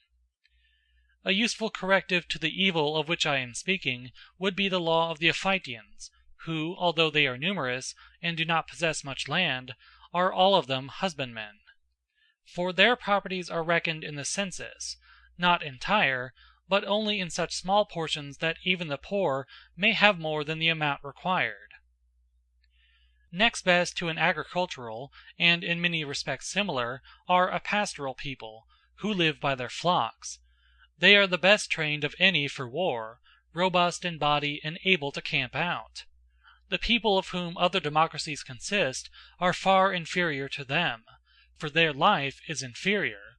There is no room for moral excellence in any of their employments, whether they be mechanics or traders or laborers. Besides, people of this class can readily come to the assembly because they are continually moving about in the city and in the agora, whereas husbandmen are scattered over the country and do not meet, or equally feel the want of assembling together. Where the territory also happens to extend to a distance from the city, there is no difficulty in making an excellent democracy or constitutional government, for the people are compelled to settle in the country. And even if there is a town population, the assembly ought not to meet, in democracies, when the country people cannot come. We have thus explained how the first and best form of democracy should be constituted. It is clear that the other or inferior sorts will deviate in a regular order, and the population which is excluded will at each stage be of a lower kind. The last form of democracy, that in which all share alike, is one which cannot be borne by all states, and will not last long unless well regulated by laws and customs. The more general causes which tend to destroy this or other kinds of government have been pretty fully considered. In order to constitute such a democracy and strengthen the people, the leaders have been in the habit of including as many as they can, and making citizens not only of those who are legitimate, but even of the illegitimate, and of those who have only one parent a citizen, whether father or mother, for nothing of this sort comes amiss to such a democracy. This is the way in which demagogues proceed. Whereas the right thing would be to make no more additions when the number of the commonalty exceeds that of the notables and of the middle class; beyond this not to go. When in excess of this point, the constitution becomes disorderly, and the notables grow excited and impatient of the democracy, as in the insurrection at Cyrene; for no notice is taken of a little evil, but when it increases it strikes the eye. Measures like those which Cleisthenes passed when he wanted to increase the power of the democracy at Athens, or such as were taken by the founders of popular government at Cyrene, are useful in the extreme form of democracy. Fresh tribes and brotherhoods should be established; the private rights of families should be restricted, and converted into public ones. In short, every contrivance should be adopted which will mingle the citizens with one another, and get rid of old connections. Again, the measures which are taken by tyrants appear, all of them, to be democratic; such, for instance, as the license permitted to slaves, which may be to a certain extent advantageous, and also that of women and children, and the allowing everybody to live as he likes. Such a government will have many supporters, for most persons would rather live in a disorderly than in a sober manner. End of Book 6, Sections 1 through 4. Book 6, Section 5. The mere establishment of a democracy is not the only or principal business of the legislator, or of those who wish to create such a state, for any state, however badly constituted, may last 1, 2, or 3 days. A far greater difficulty is the preservation of it. The legislator should therefore endeavor to have a firm foundation, according to the principles already laid down concerning the preservation and destruction of states. He should guard against the destructive elements, and should make laws, whether written or unwritten, which will contain all the preservatives of states. He must not think the truly democratical or oligarchical measure to be that which will give the greatest amount of democracy or oligarchy, but that which will make them last longest. The demagogues of our own day often get property confiscated in the law courts in order to please the people. But those who have the welfare of the state at heart should counteract them, and make a law that the property of the condemned should not be public and go into the treasury, but be sacred. Thus offenders will be as much afraid, for they will be punished all the same, and the people, having nothing to gain, will not be so ready to condemn the accused. Care should also be taken that state trials are as few as possible, and heavy penalties should be inflicted on those who bring groundless accusations. For it is the practice to indict, not members of the popular party, but the notables, although the citizens ought to be all attached to the constitution as well, or at any rate should not regard their rulers as enemies. Now, since in the last and worst form of democracy the citizens are very numerous, and can hardly be made to assemble unless they are paid, and to pay them where there are no revenues presses hardly upon the notables, for the money must be obtained by a property tax, and confiscations and corrupt practices of the courts, things which have before now overthrown many democracies. Where, I say, there are no revenues, the government should hold few assemblies, and the law court should consist of many persons, but sit for a few days only. This system has two advantages. First, the rich do not fear the expense, even although they are unpaid themselves when the poor are paid. And secondly, causes are better tried, for wealthy persons, although they do not like to be long absent from their own affairs, do not mind going for a few days to the law courts. Where there are revenues, the demagogues should not be allowed after their manner to distribute the surplus. The poor are always receiving and always wanting more and more, for such help is like water poured into a leaky cask. Yet the true friend of the people should see that they be not too poor, for extreme poverty lowers the character of the democracy. Measures, therefore, should be taken which will give them lasting prosperity, and as this is equally the interest of all classes, the proceeds of the public revenues should be accumulated and distributed among its poor, if possible, in such quantities as may enable them to purchase a little farm, or at any rate make a beginning in trade or husbandry. And if this benevolence cannot be extended to all, money should be distributed in turn according to tribes or other divisions, and in the meantime the rich should pay the fee for the attendance of the poor at the necessary assemblies, and should in return be excused from useless public services. By administering the state in this spirit, the Carthaginians retain the affections of the people. Their policy is, from time to time, to send some of them into their dependent towns, where they grow rich. It is also worthy of a generous and sensible nobility to divide the poor amongst them, and give them the means of going to work.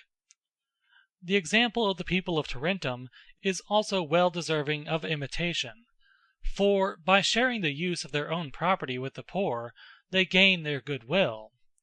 Moreover, they divide all their offices into two classes, some of them being elected by vote, the others by lot. The latter, that the people may participate in them, and the former, that the state may be better administered. A like result may be gained by dividing the same offices, so as to have two classes of magistrates, one chosen by vote, the other by lot. Enough has been said of the manner in which democracies ought to be constituted. Section 6. From these considerations there will be no difficulty in seeing what should be the constitution of oligarchies. We have only to reason from opposites, and compare each form of oligarchy with the corresponding form of democracy. The first and best attempered of oligarchies is akin to a constitutional government. In this there ought to be two standards of qualification, the one high, the other low. The lower qualifying for the humbler yet indispensable offices, and the higher for the superior ones. He who acquires the prescribed qualification should have the rights of citizenship. The number of those admitted should be such as will make the entire governing body stronger than those who are excluded, and the new citizen should always be taken out of the better class of the people. The principle, narrowed a little, gives another form of oligarchy, until at length we reach the most cliquish and tyrannical of them all, answering to the extreme democracy, which, being the worst, requires vigilance in proportion to its badness. For as healthy bodies and ships, well provided with sailors, may undergo many mishaps and survive them, whereas sickly constitutions and rotten, ill-manned ships are ruined by the very least mistake, so do the worst forms of government require the greatest care. The populousness of democracies generally preserves them, for the state need not be much increased, since there is no necessity that number is to democracy in the place of justice based on proportion; whereas the preservation of an oligarchy clearly depends on an opposite principle, viz. Good order. Section 7. As there are 4 chief divisions of the common people, husbandmen, mechanics, retail traders, laborers, so also there are 4 kinds of military forces: the cavalry, the heavy infantry, the light armed troops, the navy. When the country is adapted for cavalry, then a strong oligarchy is likely to be established; for the security of the inhabitants depends upon a force of this sort, and only rich men can afford to keep horses. The second form of oligarchy prevails when the country is adapted to heavy infantry, for this service is better suited to the rich than to the poor. But the light armed and the naval element are wholly democratic, and nowadays, where they are numerous, if the 2 parties quarrel, the oligarchy are often worsted by them in the struggle. A remedy for this state of things may be found in the practice of generals, who combine a proper contingent of light armed troops with cavalry and heavy armed. And this is the way in which the poor get the better of the rich in civil contests. Being lightly armed, they fight with advantage against cavalry and heavy infantry. An oligarchy which raises such a force out of the lower classes raises a power against itself. And therefore, since the ages of the citizens vary, and some are older and some younger, the fathers should have their own sons, while they are still young, taught the agile movements of light armed troops; and these, when they have been taken out of the ranks of the youth, should become light armed warriors in reality. The oligarchy should also yield a share in the government to the people, either, as I said before, to those who have a property qualification, or, as in the case of Thebes, to those who have abstained for a certain number of years from mean employments; or, as at Massalia, to men of merit who are selected for their worthiness, whether previously citizens or not. The magistracies of the highest rank, which ought to be in the hands of the governing body, should have expensive duties attached to them, and then the people will not desire them, and will take no offense at the privileges of their rulers, when they see that they pay a heavy fine for their dignity. It is fitting also that the magistrates, on entering office, should offer magnificent sacrifices or erect some public edifice; and then the people who participate in the entertainments, and see the city decorated with votive offerings and buildings, will not desire an alteration in the government, and the notables will have memorials of their munificence. This, however, is anything but the fashion of our modern oligarchs, who are as covetous of gain as they are of honor. Oligarchies like theirs may well be described as petty democracies. Enough of the manner in which democracies and oligarchies should be organized. Section 8. Next in order follows the right distribution of offices, their number, their nature, their duties, of which indeed we have already spoken. No state can exist not having the necessary offices, and no state can be well administered not having the offices which tend to preserve harmony and good order. In small states, as we have already remarked, there must not be many of them, but in larger there must be a larger number, and we should carefully consider which offices may properly be united and which separated. First among necessary offices is that which has the care of the market. A magistrate should be appointed to inspect contracts and to maintain order. For in every state there must inevitably be buyers and sellers who will supply one another's wants. This is the readiest way to make a state self-sufficing and so fulfill the purpose for which men come together into one state. A second office of a similar kind undertakes the supervision and embellishment of public and private buildings, the maintaining and repairing of houses and roads, the prevention of disputes about boundaries, and other concerns of a like nature. This is commonly called the office of city warden, and has various departments, which in more populous towns are shared among different persons, one, for example, taking charge of the walls, another of the fountains, a third of harbours. There is another equally necessary office, and of a similar kind, having to do with the same matters without the walls and in the country.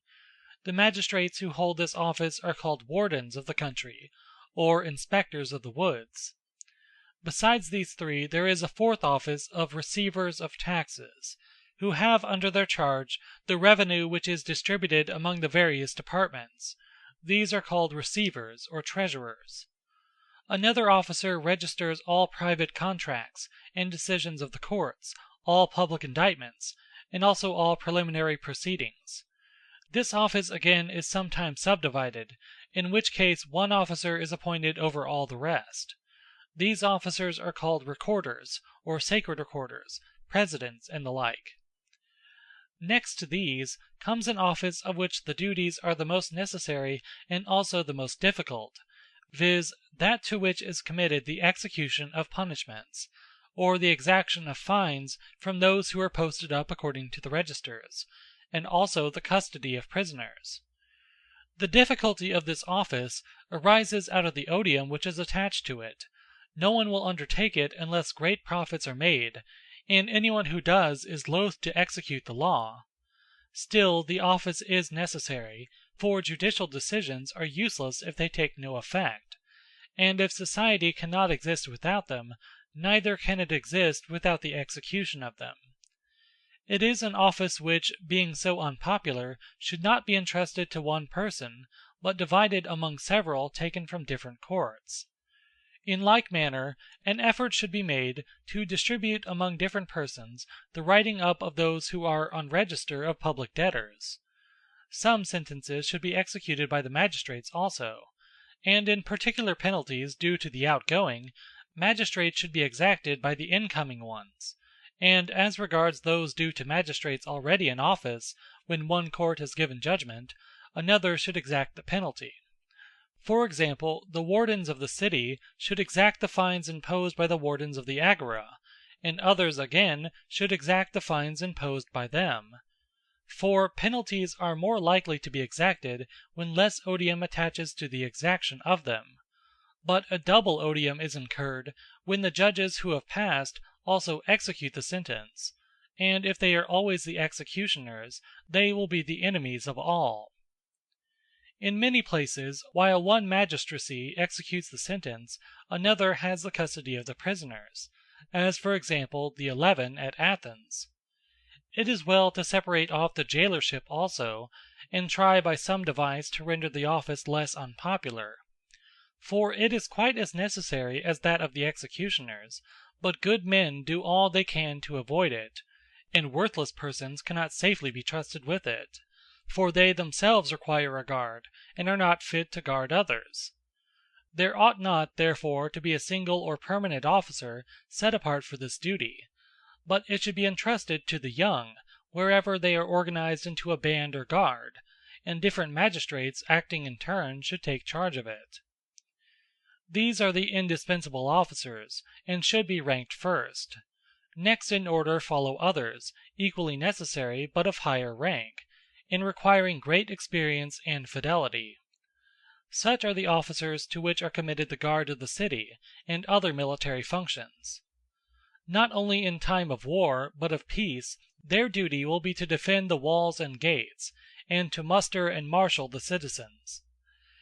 In some states there are many such offices, in others there are a few only, while small states are content with one.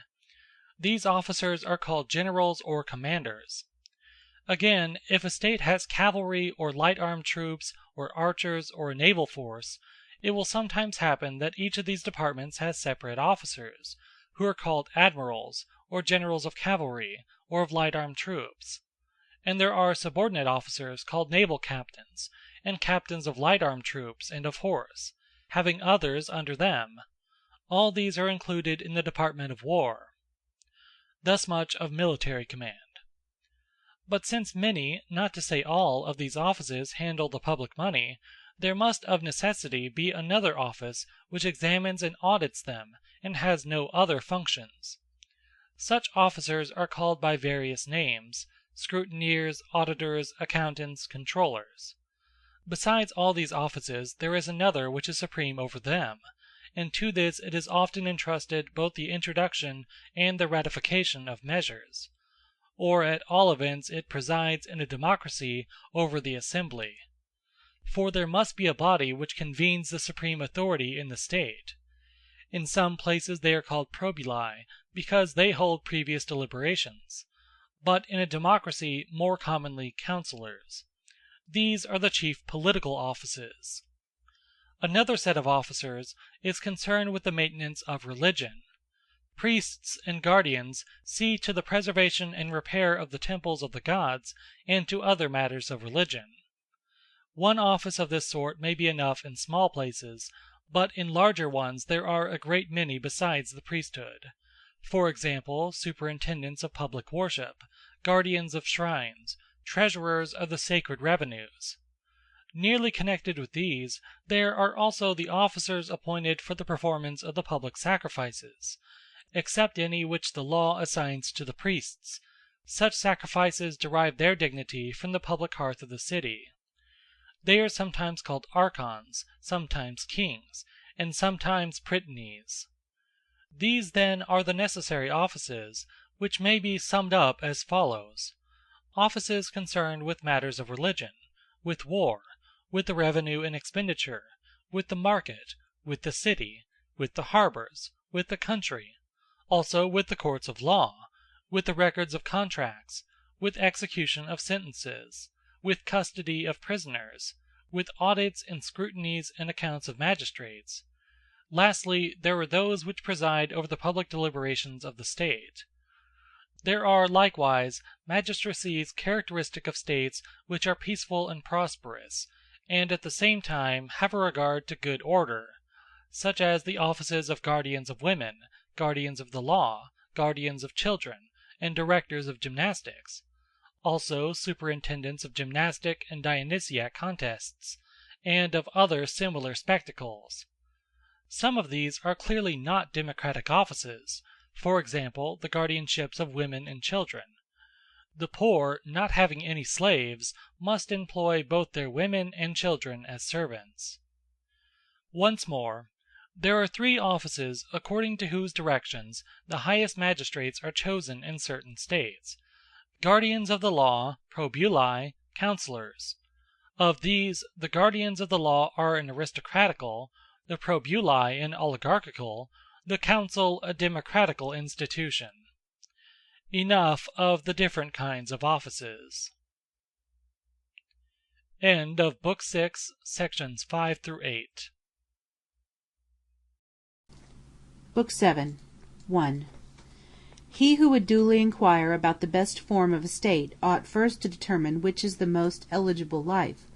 While this remains uncertain, the best form of the state must also be uncertain, for, in the natural order of things, those may be expected to lead the best life who are governed in the best manner of which their circumstances admit.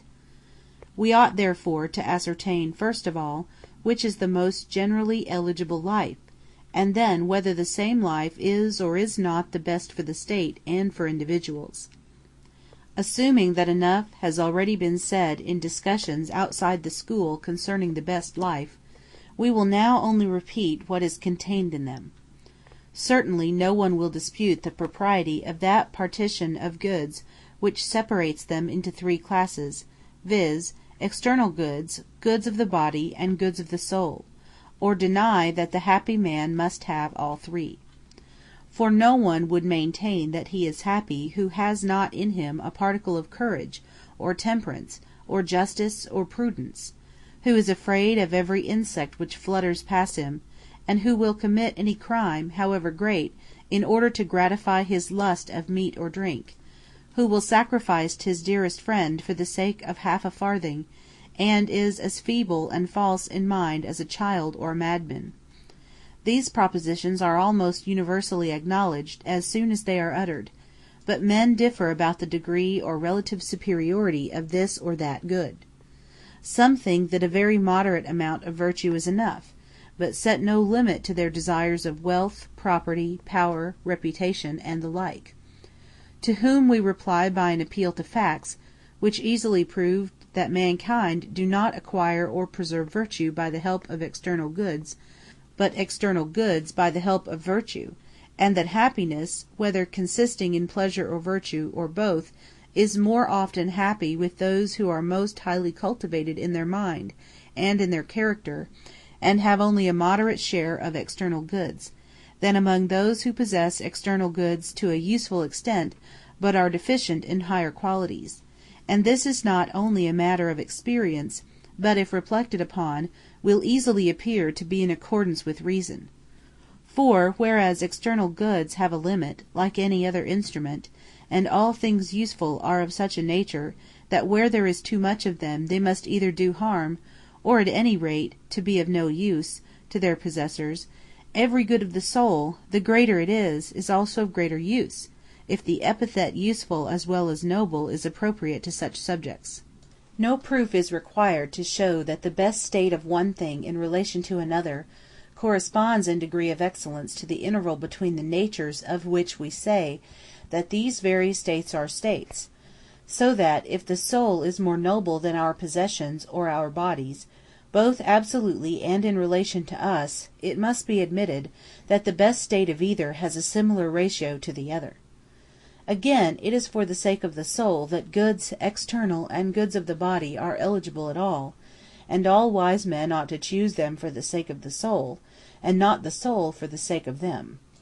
Let us acknowledge then that each one has just so much of happiness as he has of virtue and wisdom, and of virtuous and wise action. God is a witness to us of this truth, for he is happy and blessed, not by reason of any external good, but in himself and by reason of his own nature. And herein of necessity lies the difference between good fortune and happiness, for external goods come of themselves, and chance is the author of them, but no one is just or temperate by or through chance.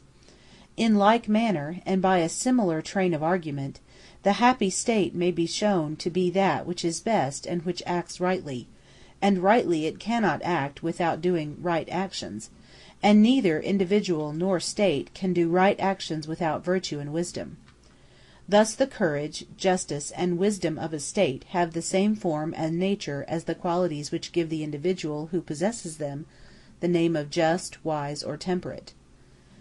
Thus much may suffice by way of preface, for I could not avoid touching upon these questions, neither could I go through all the arguments affecting them. These are the business of another science. Let us assume then that the best life, both for individuals and states, is the life of virtue, when virtue has external goods enough for the performance of good actions. If there are any who controvert our assertion, we will in this treatise pass them over, and consider their objections hereafter. 2.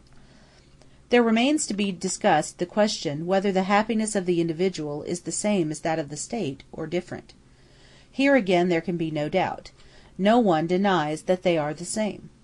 For those who hold that the well-being of the individual consists in his wealth, also think that riches make the happiness of the whole state; and those who value most highly the life of a tyrant deem that city the happiest which rules over the greatest number; while they who approve an individual for his virtue say that the more virtuous a city is, the happier it is.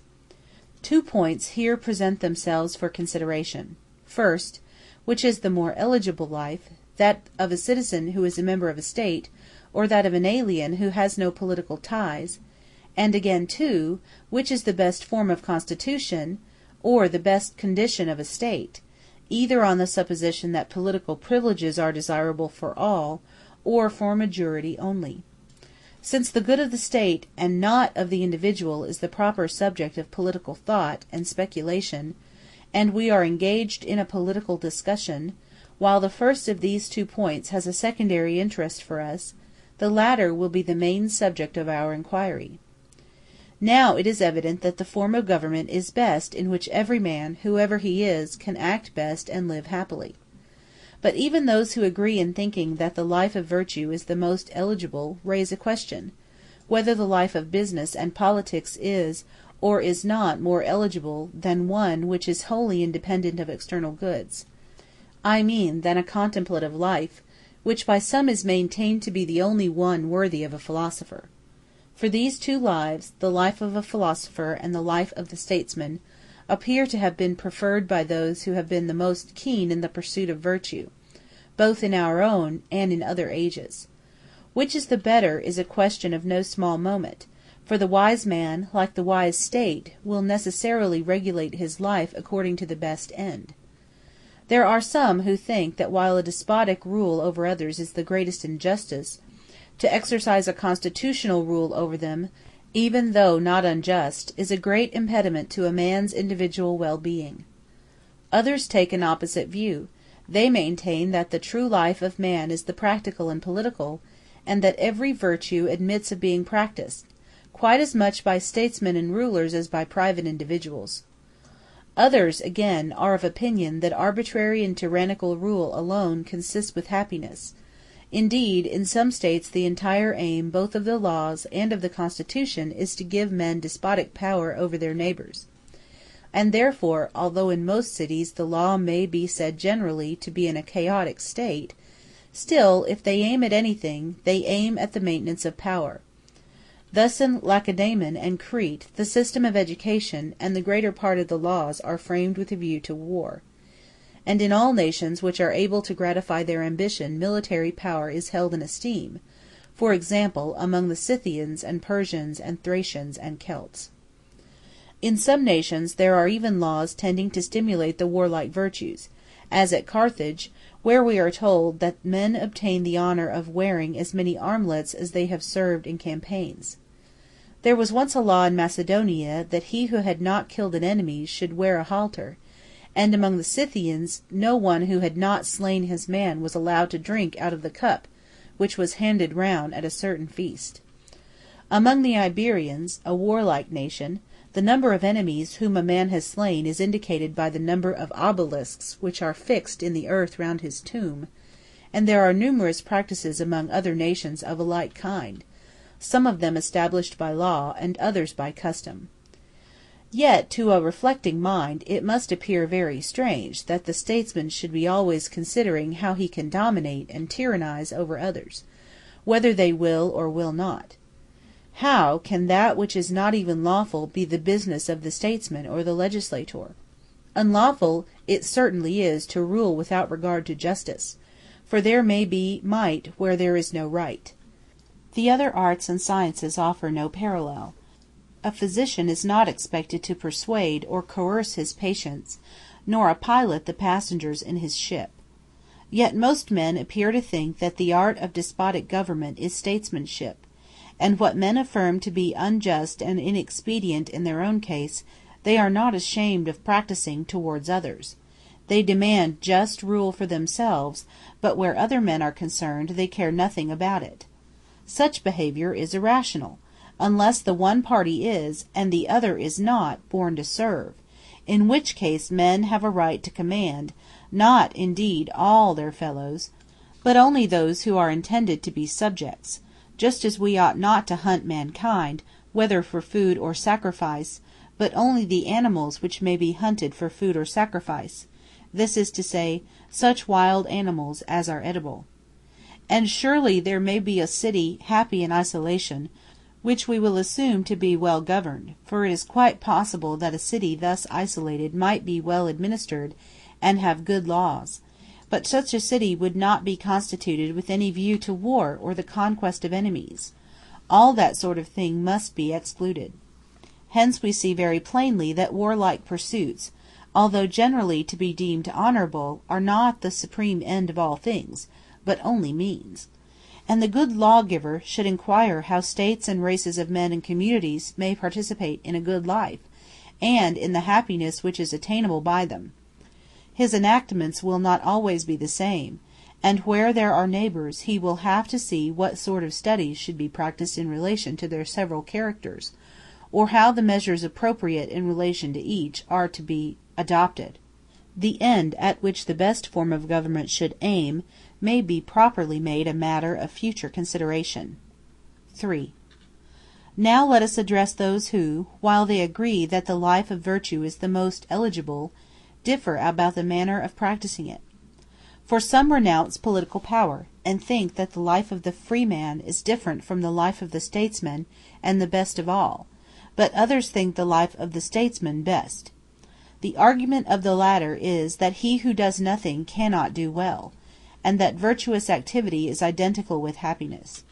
To both we say, you are partly right and partly wrong. First class are right in affirming that the life of the freeman is better than the life of the despot, for there is nothing grand or noble in having the use of a slave, in so far as he is a slave, or in issuing commands about necessary things. But it is an error to suppose that every sort of rule is despotic like that of a master over slaves, for there is as great a difference between the rule over freemen and the rule over slaves as there is between slavery by nature and freedom by nature, about which I have said enough at the commencement of this treatise. And it is equally a mistake to place inactivity above action, for happiness is activity, and the actions of the just and wise are the realization of much that is noble. But perhaps someone, on accepting these premises, may still maintain that supreme power is the best of all things, because the possessors of it are able to perform the greatest number of noble actions. If so, the man who is able to rule, instead of giving up anything to his neighbor, ought rather to take away his power, and the father should make no account of his son, nor the son of his father, nor friend of friend. They should not bestow a thought on one another in comparison with this higher object, for the best is the most eligible and doing well is the best. There might be some truth in such a view if we assume that robbers and plunderers attain the chief good. But this can never be. Their hypothesis is false. For the actions of a ruler cannot really be honorable unless he is as much superior to other men as a husband is to a wife, or a father to his children, or a master to his slaves. And therefore he who violates the law can never recover by any success, however great, what he has already lost in departing from virtue. For equals, the honorable and the just consist in sharing alike, as just and equal. But that the unequal should be given to equals, and the unlike to those who are like, is contrary to nature, and nothing which is contrary to nature is good. If, therefore, there is any one superior in virtue and in the power of performing the best actions, him we ought to follow and obey, but he must have the capacity for action as well as virtue. If we are right in our view, and happiness is assumed to be virtuous activity, the active life will be the best, both for every city collectively and for individuals. Not that a life of action must necessarily have relation to others, as some persons think, nor are these ideas only to be regarded as practical which are pursued for the sake of practical results, but much more the thoughts and contemplations which are independent and complete in themselves, since virtuous activity, and therefore a certain kind of action, is an end, and even in the case of external actions, the directing mind is most truly said to act. Neither, again, is it necessary that states which are cut off from others and choose to live alone should be inactive, for activity, as well as other things, may take place by sections. There are many ways in which the sections of a state act upon one another. The same thing is equally true of every individual. If this were otherwise, God and the universe, who have no external actions over and above their own energies, would be far enough from perfection. Hence it is evident that the same life is best for each individual, and for states, and for mankind collectively. End of Book 7, sections 1 through 3. Book 7, sections 4 through 9. 4. Thus far, by way of introduction, in what has preceded I have discussed other forms of government. In what remains, the first point to be considered is what should be the conditions of the ideal or perfect state, for the perfect state cannot exist without a due supply of the means of life. And therefore we must presuppose many purely imaginary conditions, but nothing is impossible. There will be a certain number of citizens, a country in which to place them, and the like. As the weaver or shipbuilder or any other artisan must have the material proper for his work, and in proportion as this is better prepared, so will the result of his art be nobler, so the statesman or legislator must also have the materials suited to him. First among the materials required by the statesman is population. He will consider what should be the number and character of the citizens, and then what should be the size and character of the country. Most people think that a state, in order to be happy, ought to be large, but even if they are right, they have no idea what is a large and what a small state. For they judge the size of the city by the number of the inhabitants, whereas they ought to regard not their number but their power. A city, too, like an individual, has a work to do, and that city which is best adapted to the fulfillment of its work is to be deemed greatest, in the same sense of the word great in which Hippocrates might be called greater, not as a man, but as a physician, than some one else who was taller. And even if we reckon greatness by numbers, we ought not to include everybody, for there must always be in cities a multitude of slaves and sojourners and foreigners, but we should only include those who are members of the state and who form an essential part of it. The number of the latter is a proof of the greatness of the city, but a city which produces numerous artisans and comparatively few soldiers cannot be great, for a great city is not to be confounded with a populous one. Moreover, experience shows that a very populous city can rarely, if ever, be well governed, since all cities which have a reputation for good government have a limit of population. We may argue on grounds of reason, and the same result will follow. For law is order, and good law is good order, but a very great multitude cannot be orderly.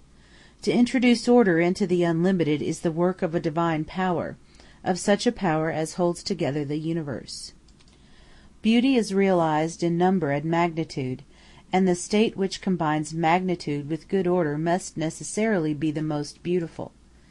To the size of states there is a limit, as there is to other things, plants, animals, implements, for none of these retain their natural power when they are too large or too small, but they either wholly lose their nature or are spoiled.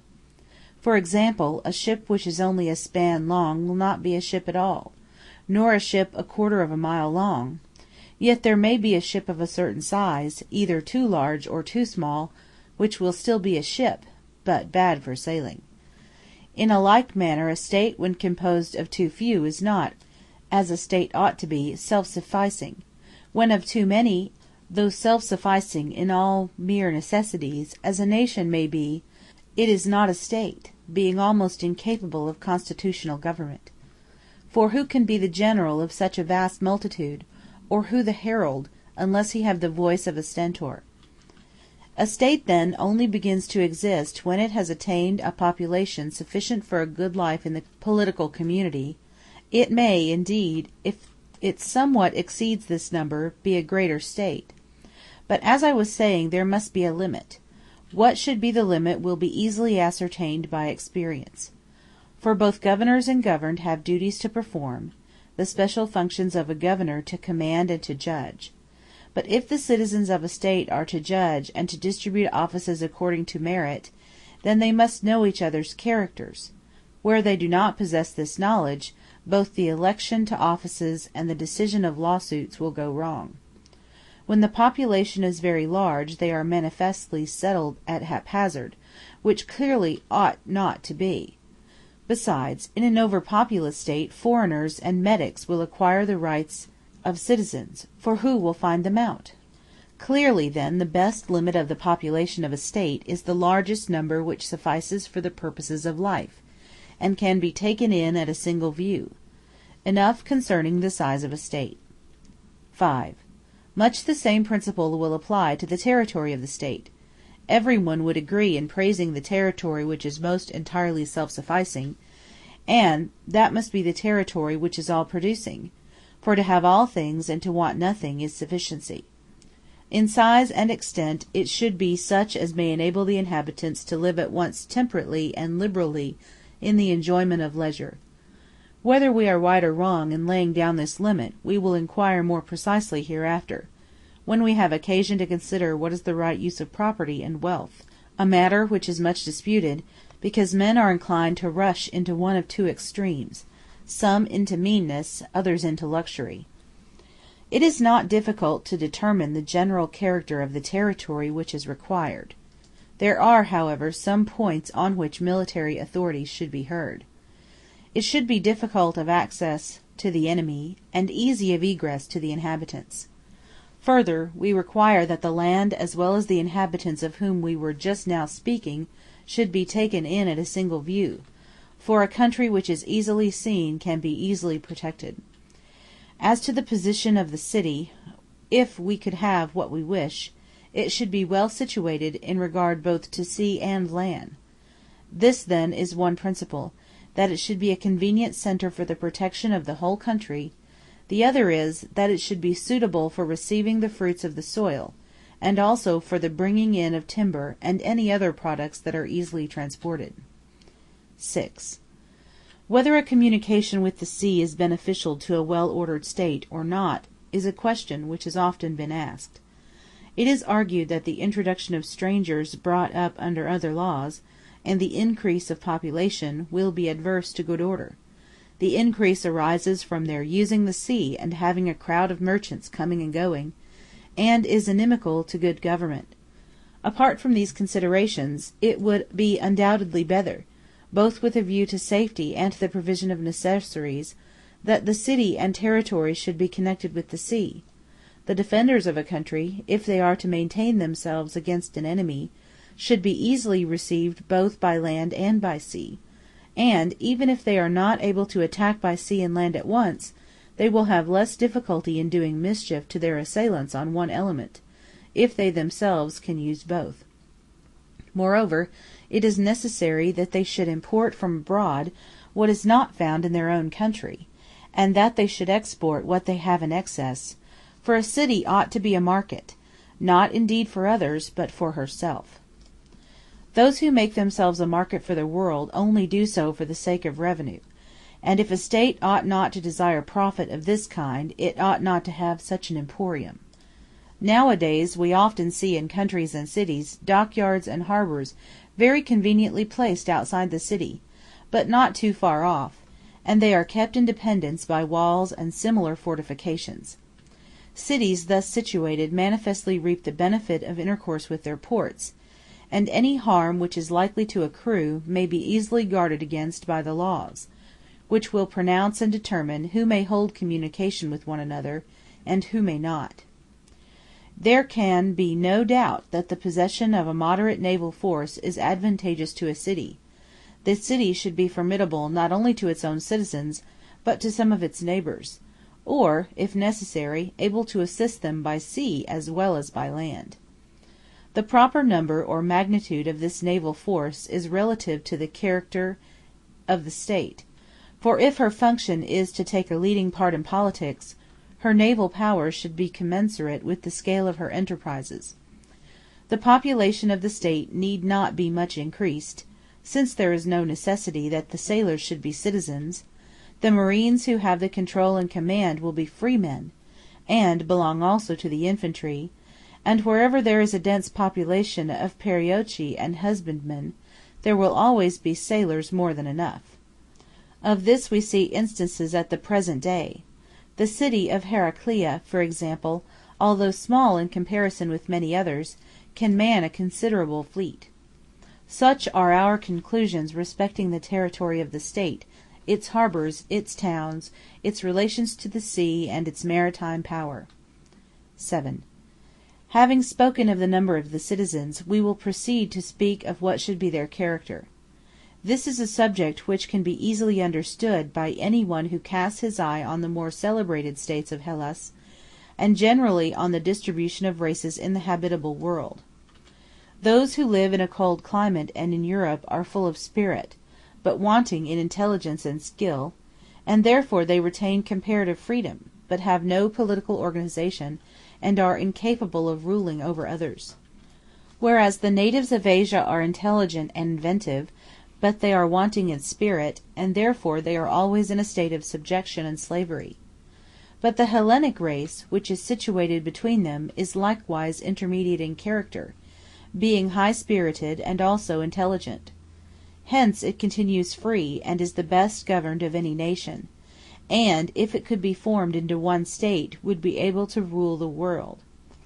There are also similar differences in the different tribes of Hellas, for some of them are of a one-sided nature, and are intelligent or courageous only, while in others there is a happy combination of both qualities. And clearly those on whom the legislator will be most easily led to virtue may be expected to be both intelligent and courageous. Some say that the guardians should be friendly towards those whom they know, fierce towards those whom they do not know. Now passion is the quality of the soul which begets friendship, and enables us to love. Notably, the spirit within us is more stirred against our friends and acquaintances than against those who are unknown to us, when we think that we are despised by them, for which reason Archilochus, complaining of his friends, very naturally addresses his soul in these words: "For surely thou art plagued on account of friends." The power of command and the love of freedom are in all men based upon this quality, for passion is commanding and invincible. Nor is it right to say that the guardians should be fierce towards those whom they do not know, for we ought not to be out of temper with anyone, and a lofty spirit is not fierce by nature, but only when excited against evildoers. And this, as I was saying before, is a feeling which men show most strongly towards their friends, if they think they have received a wrong at their hands, as indeed is reasonable, for besides the actual injury, they seem to be deprived of a benefit by those who owe them one. Hence the saying, "Cruel is the strife of brethren," and again, "They who love in excess also hate in excess." Thus we have nearly determined the number and character of the citizens of our state, and also the size and nature of their territory. I say nearly, for we ought not to require the same minuteness in theory as in the facts given by perception. 8. As in other natural compounds, the conditions of a composite whole are not necessarily organic parts of it, so in a state or in any other combination forming a unity, not everything is a part, which is a necessary condition. The members of an association have necessarily some one thing the same and common to all, in which they share equally or unequally, for example, food or land or any other thing.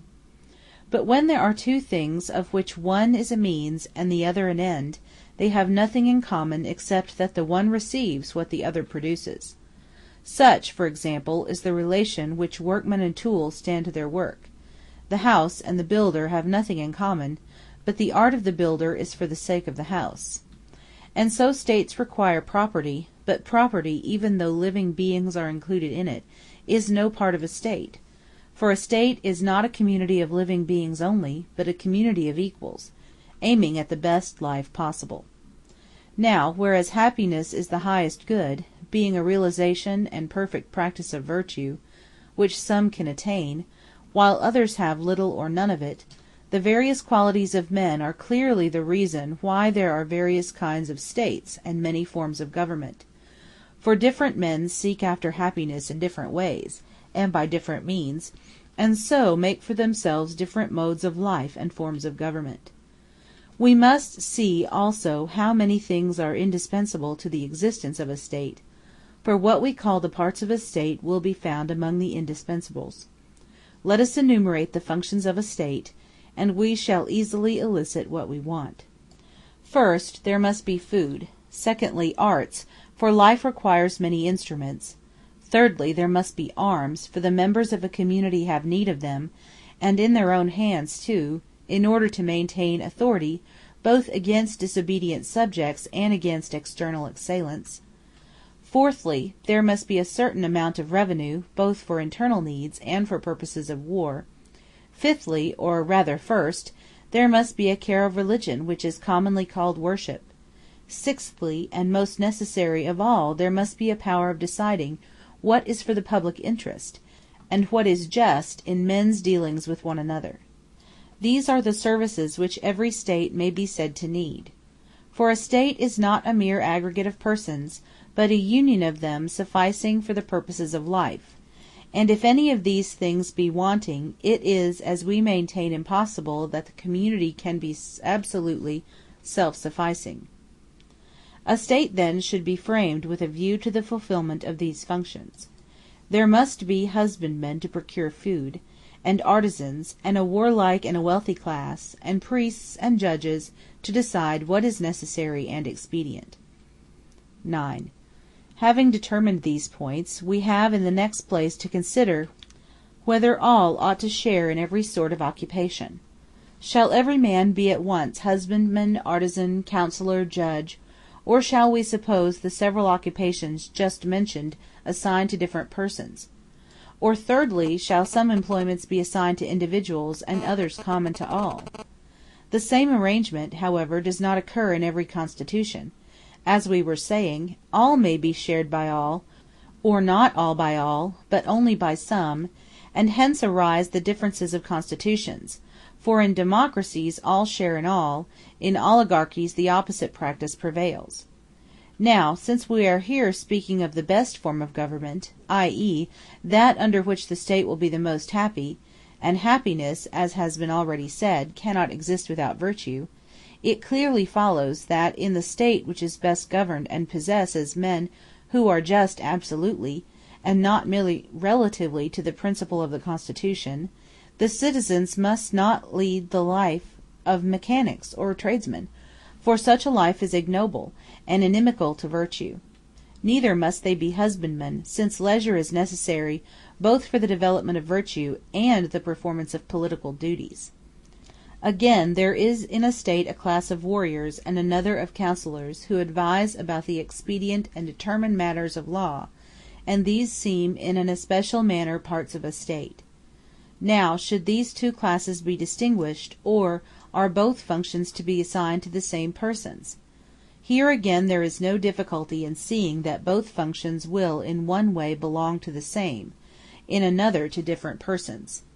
To different persons in so far as these, i.e., the physical and the employments, are suited to different primes of life, for the one requires mental wisdom and the other strength. But on the other hand, since it is an impossible thing that those who are able to use or to resist force should be willing to remain always in subjection, from this point of view the persons are the same, for those who carry arms can always determine the fate of the Constitution. It remains, therefore, that both functions should be entrusted by the ideal Constitution to the same persons, not, however, at the same time, but in the order prescribed by nature, who has given to young men strength and to older men wisdom. Such a distribution of duties would be expedient and also just, and is founded upon a principle of conformity to merit. Besides, the ruling class should not be the owners of property, for they are citizens, and the citizens of a state should be in good circumstances, whereas mechanics or any other class which is not a producer of virtue have no share in the state. This follows from our first principle, for happiness cannot exist without virtue, and a city is not to be termed happy in regard to a portion of the citizens, but in regard to them all.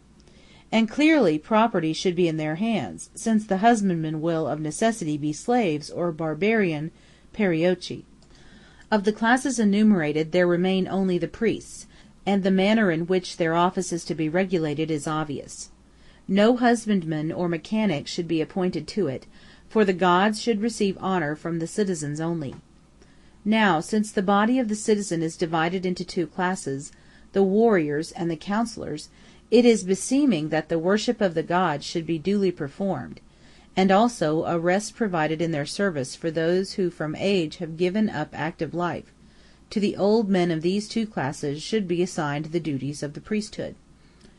We have shown what are the necessary conditions, and what the parts of a state. Husbandmen, craftsmen, and laborers of all kinds are necessary to the existence of states, but the parts of the state are the warriors and counsellors, and these are distinguished severally one from another, the distinction being in some cases permanent, in others not. End of Book 7, sections 4 through 9.